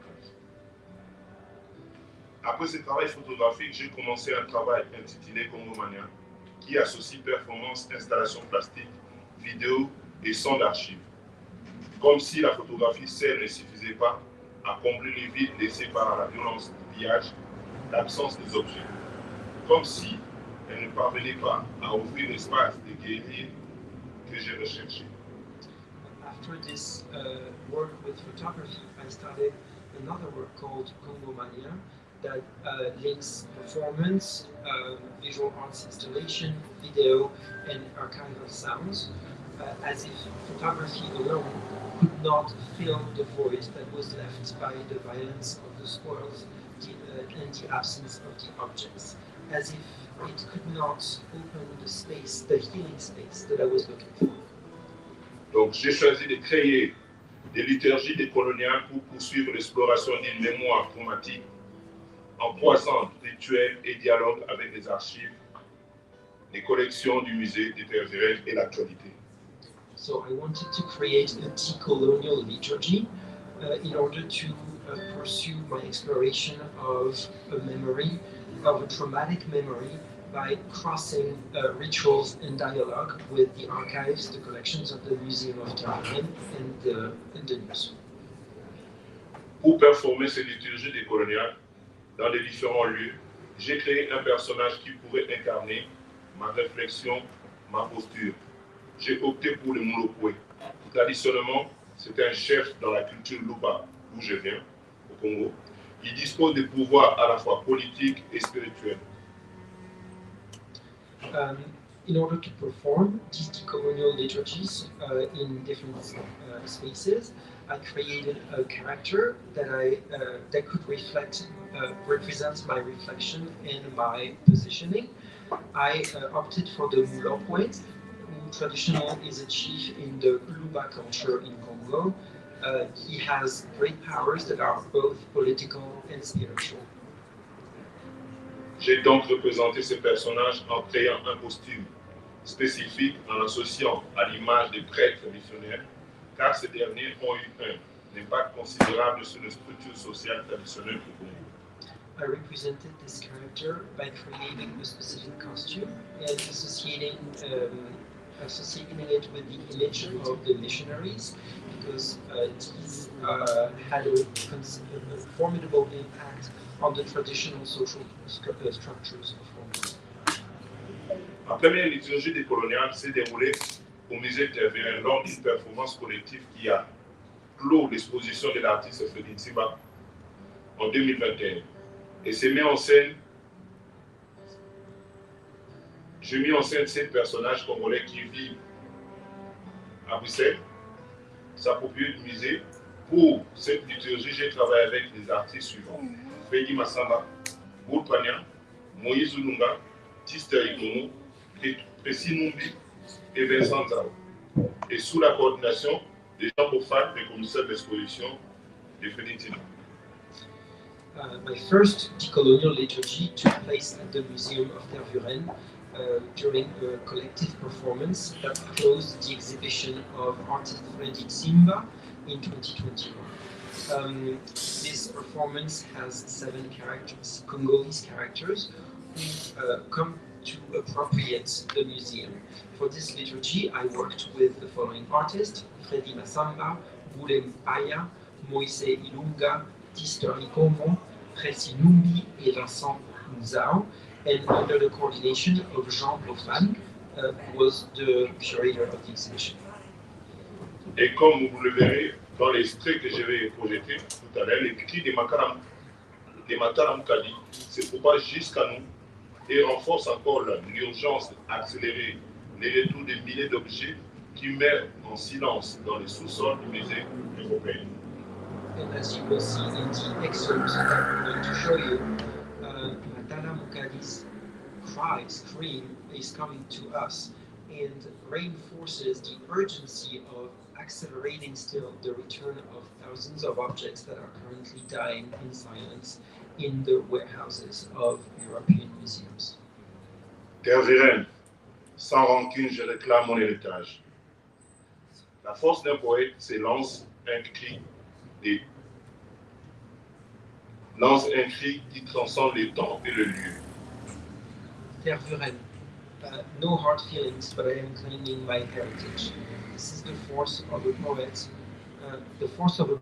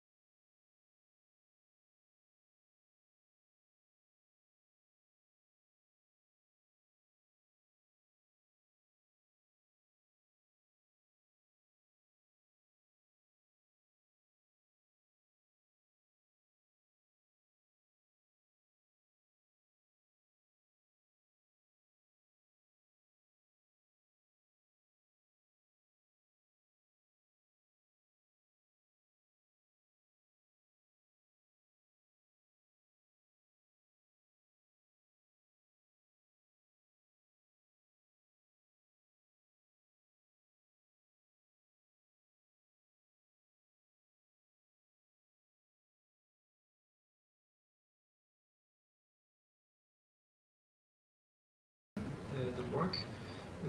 History seems to keep repeating itself under multiple forms, sometimes tragic, sometimes funny, sometimes revolting, many times unconsciously. These are multiple forms that I try to apprehend through my artistic work, and I'm trying to explore these hidden faces, those buried traumas that still link Congo and Belgium.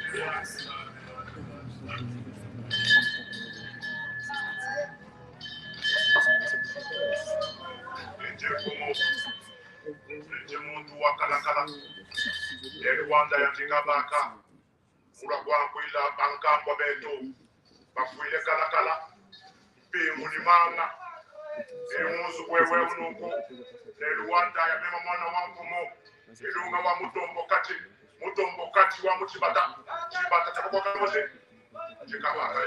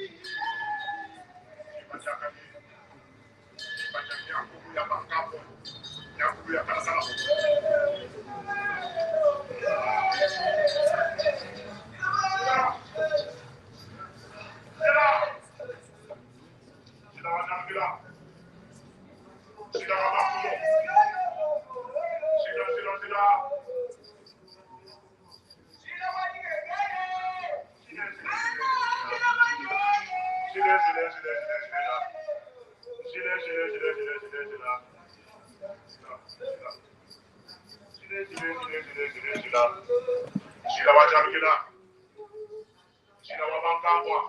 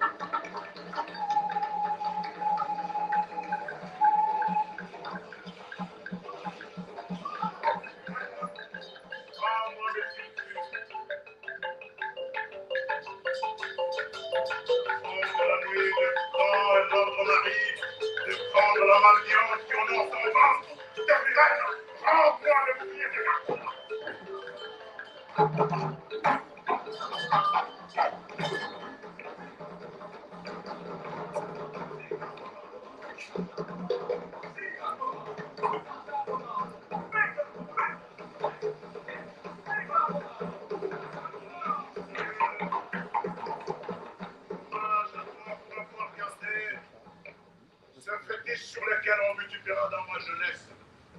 Tervuren, rends-moi l'anda, ma croix de cuivre. Tervuren, rends-moi l'anda, ma croix de cuivre. Tervuren, à nous jamais que je suis gagné. Tervuren, à nous jamais que je suis gagné. Mais tout à l'heure, quand vous m'arrêtez.